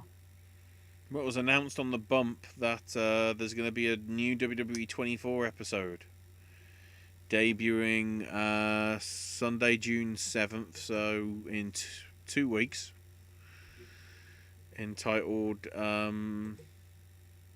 it doesn't say what it's entitled off the top of my head. Ashley, did you talk about, I'm sure you did, and glossed over AEW a little bit because of last night's show, but the TNT Championship, the fact that it wasn't finished yet? Yeah, I was going to get to that because there was a little bit, I'm trying to go chronologically sort of through the news. The one bit I was going to add actually was AEW stuff. AEW have announced that this Wednesday Mike Tyson's going to be on Dynamite. Tyson's back on Dynamite on Wednesday, yeah. We don't know in what capacity, but he's going to be there. In terms of the tidbits from the press conferences, Fighter Fest. Moxley was obviously, talking about, how he was happy with the match that he had with Lee and whatever, and, gave him a nod. With Cody stuff, it was mainly about the title. Cody seems happy enough with the title as it is, which I'd say no. Hold on, Ashley. Cody did point out though that apparently Ted Turner's mansion is on the title. It is. Do you know what? It's funny because they were talking about it being like a plantation house. It's Ted Turner's mansion. The funny thing No, about 12 that is, Years a Ashley, Slave. if you look at the actual title itself, when it gets gold plated, it's going to look a little different. But if you look at it, you know what it looks like to me?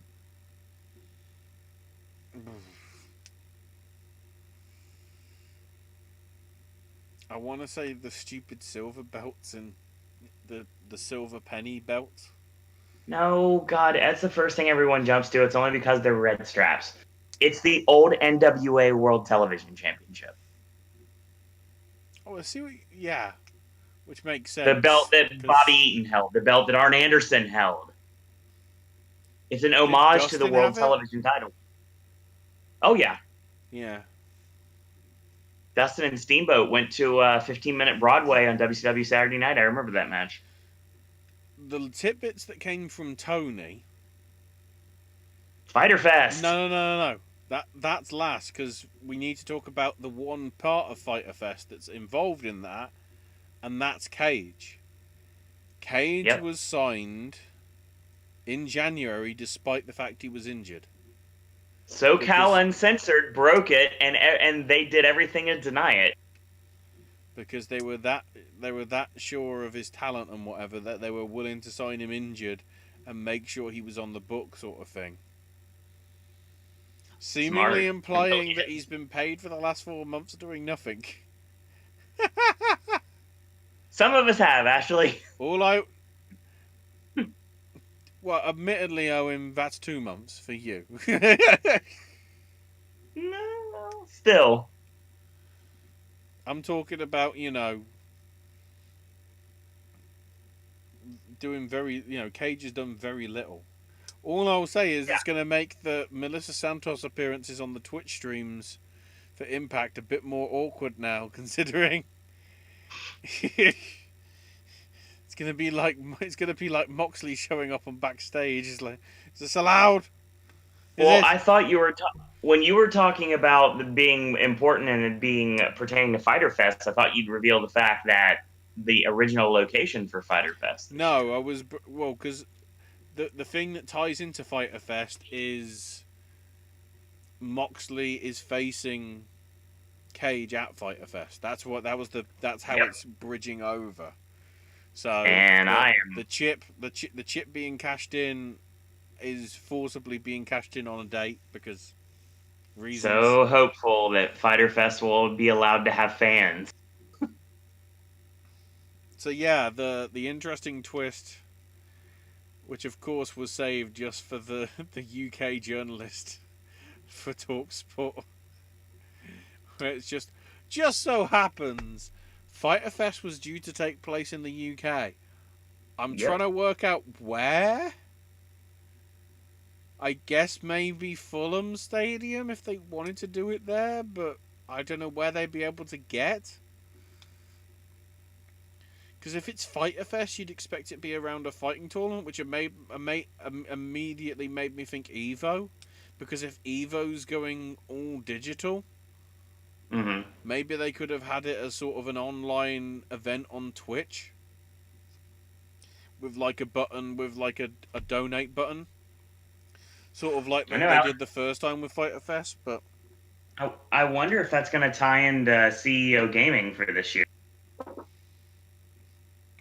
Well, it'd be more, it's more of a connection and whatever, but I don't know whether CEO Gaming's even happening, because supposed to. Normally, yeah, but normally Evo is one weekend. When it happens in person, over 3 or 4 days. CEO is listed for December 11th to the 13th. Yeah, so it's not when it would have been. They're pushing it right to the end of the year. It was supposed to be March 13th. They could do like Dynamite stuff related to it. Who knows?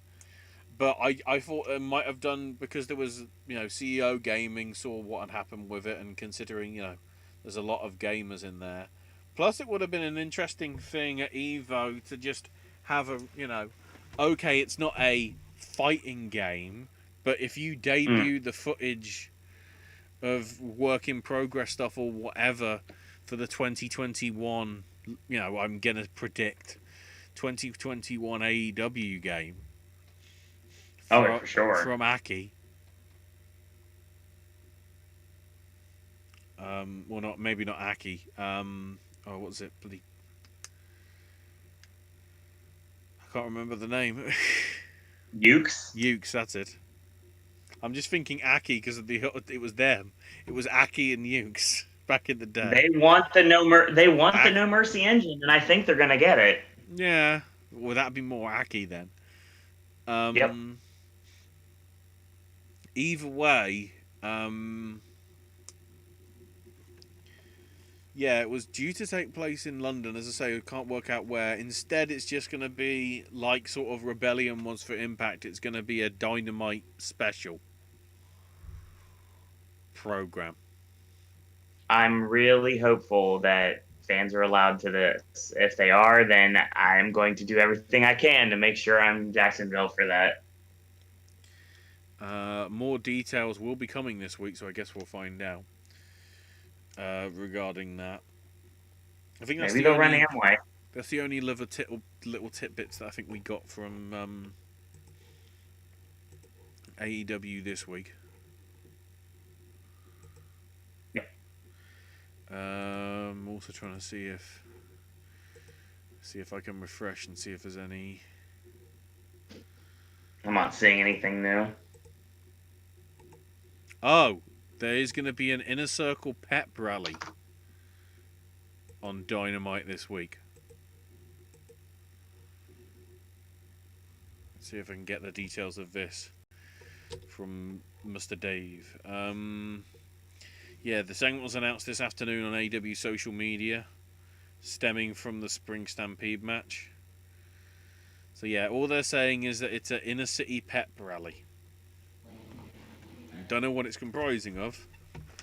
We just know it's something. Just looking at the other tidbits, if there's anything else. Several people contributed ideas to the Stampede match, including himself, Jericho, the Bucks, and others. Phoenix was limping, so the company decided to pull him from the ladder match. There's no timetable given for his return, but Khan implied that it won't be before too long. And in terms of Cody stuff, Lance is one of the top 3 people he's been in the ring with Khan and QT Marshall being the main drivers of actually bringing him in, which he questioned, but he's no longer questioning. And Moxley wants to work with everybody on the roster so he can adapt his styles to work with people like Cody or MJF or Janela or Darby Allin. He wants to face everybody. So then in terms of the other notes from today,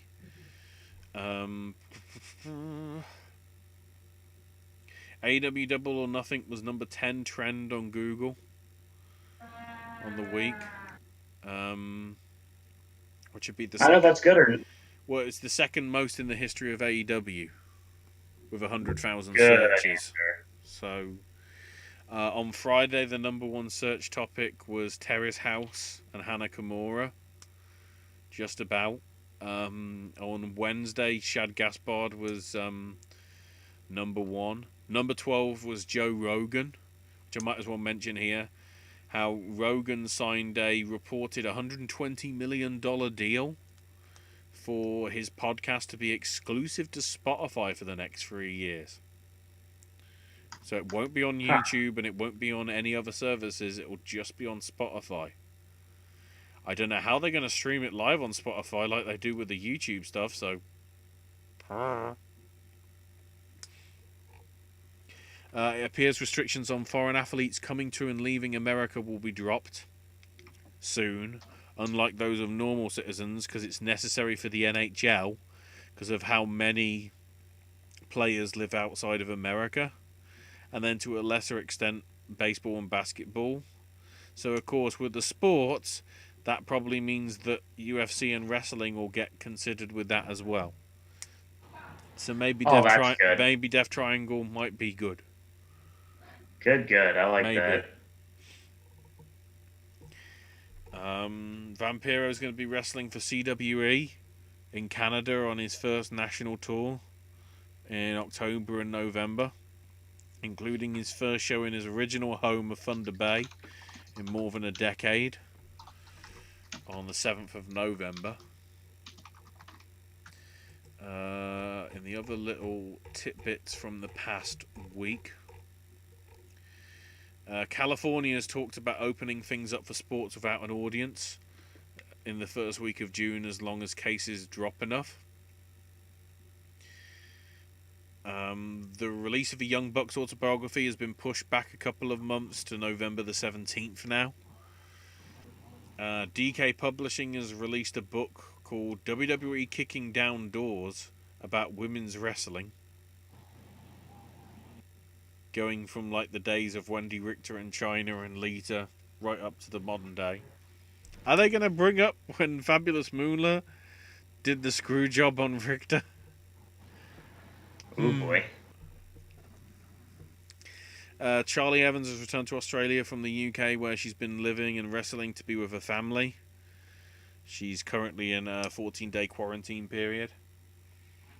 Speaking of Australia, though, Australia's moving to stage 2 in their recovery system, allowing restaurants and bars to open with up to 20 people.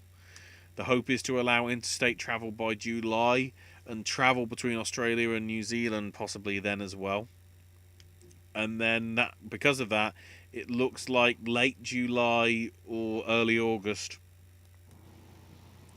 will be the earliest period where wrestling will be able to return. IWTV is going to be releasing a whole ton of digital archives of independent promotions. AAW out of Chicago is already up there. AWS out of Southern California.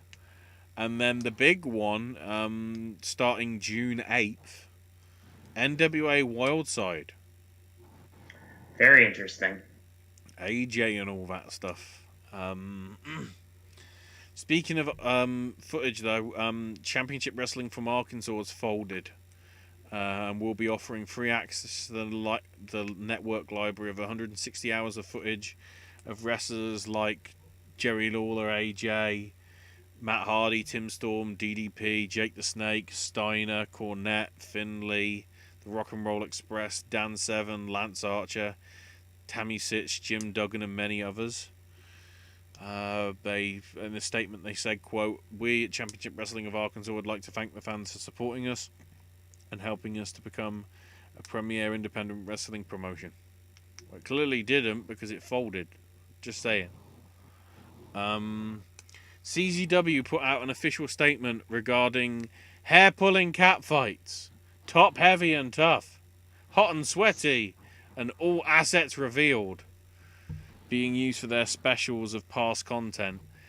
They say past content. Some of the matches are from like 2018 or 2019.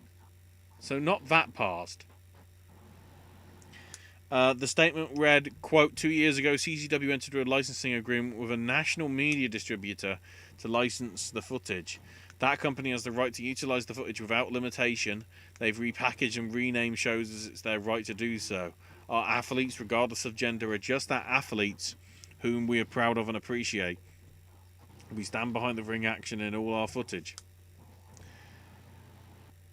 Lufisto was less than impressed, which I think we talked about that last week, didn't we, Owen? Yes, we did.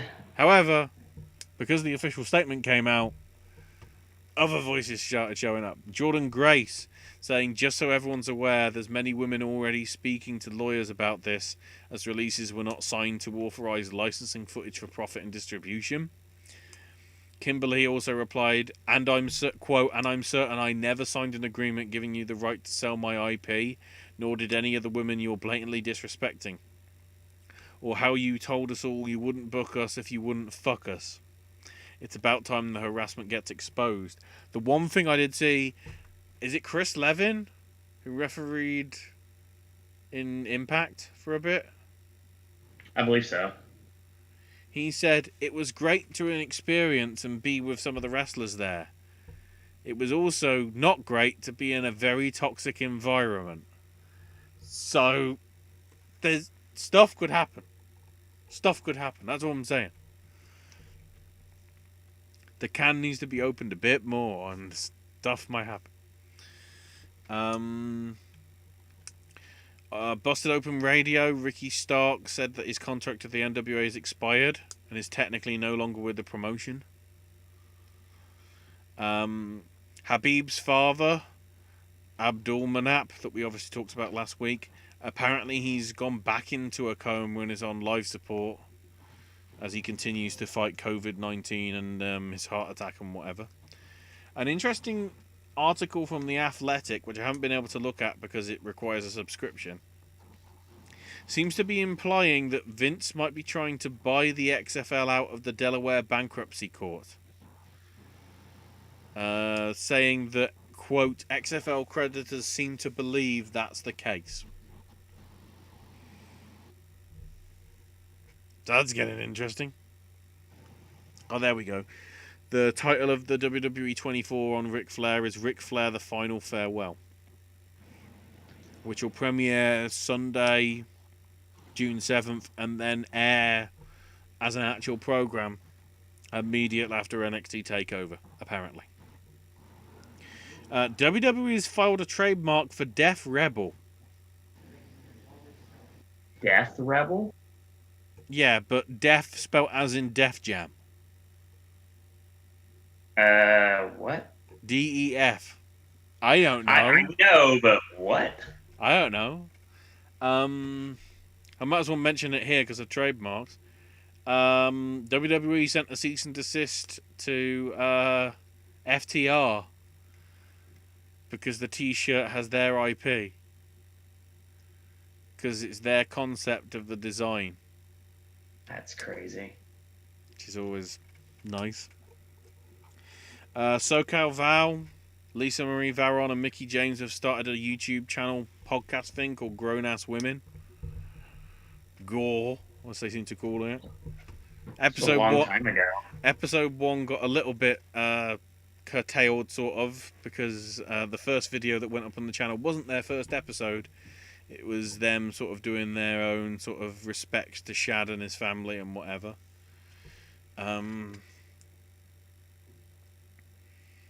The John Cena hosted Nickelodeon reboot of Are You Smarter Than a Fifth Grader got nominated for a Daytime Emmy Award. Corey Graves is doing a second podcast entitled Bear With Us about relationships with his girlfriend Carmella. That'll be debuting in a few weeks.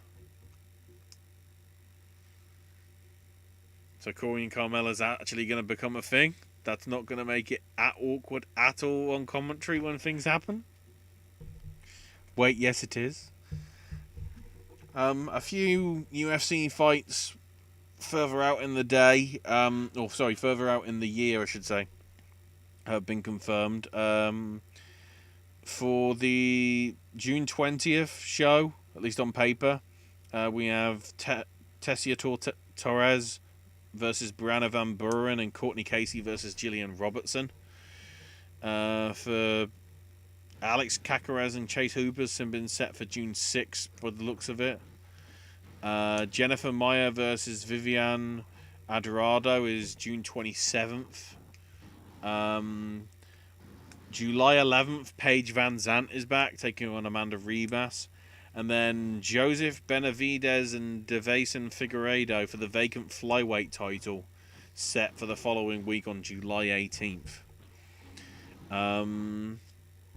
The premiere of Labour of Love on Fox only did 890,000 viewers. Do you remember this, Owen? No. Matt Stryker's one of the contestants. It's a show where a woman is attempting to pick a man to impregnate her. That's time to end the show then.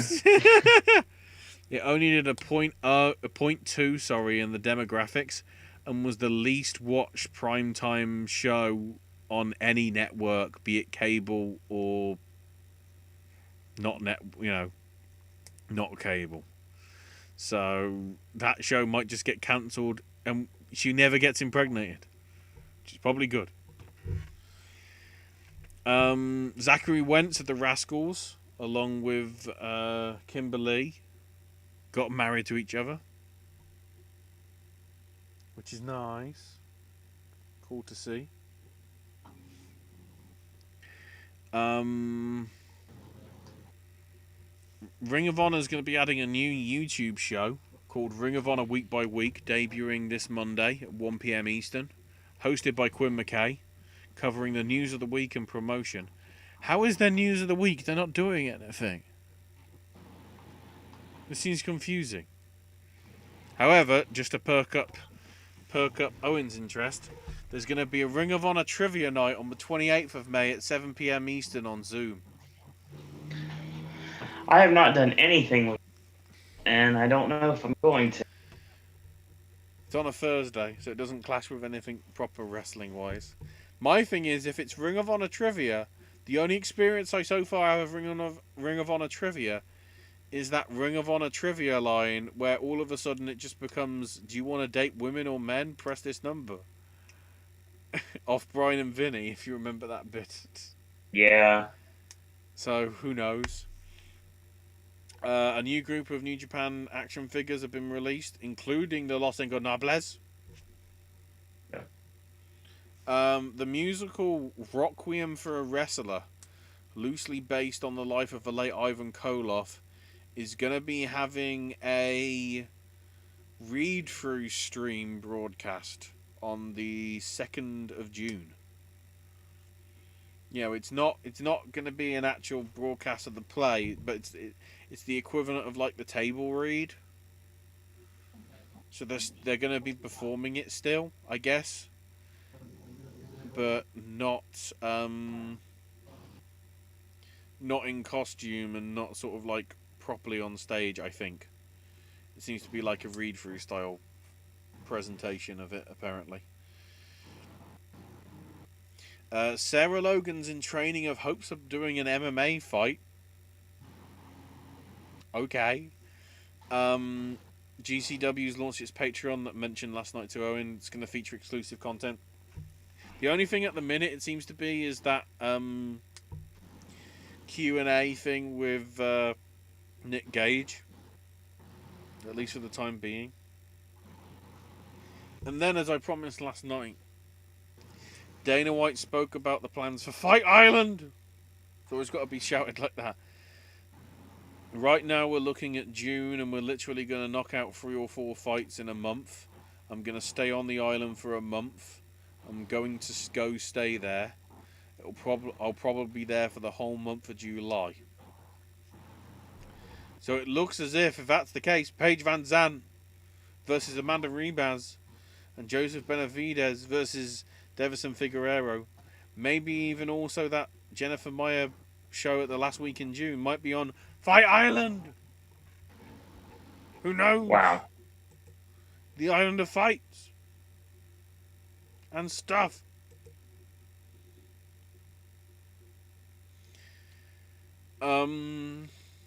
I think that's everything. All right. Just having a look at So, the notes. Aubrey Edwards tweeted best job ever about her stuff last night. Jericho has just tweeted worst ref ever. So that's happening. That's your show. I again want to thank everyone for joining us tonight. Thank you, Ashley, for tonight. I still find it funny that we eliminated an entire promotion and we're still over almost 3 hours long. Admittedly, I spent 40 minutes at the start just talking about Larry Sonka and Shad and all the details about Hannah's sort of career and stuff. You know, I wanted to cover it. And that's properly, understandable. So. And we'll be back next Sunday. Mm-hmm. So, plenty of content on the network still to come. We got some more sipping snacks coming. AJ content's coming very soon. I think we got a King video Monday, I'm pretty sure, for Memorial Day. More Ashley content, and that's going to be your show. Thanks everyone for watching. And in a world where there are a billion wrestling podcasts, we're very pleased that tonight you've chosen a Popcast. And until tomorrow, boys and girls, that's all we got to say about that. And never forget, you know, I know it's all been presented wrong, but so be it. You know, it's had to do it on the fly. Never forget, everyone is different. Everyone is good. That's Tokyo Cyber Squad. Yes, sir.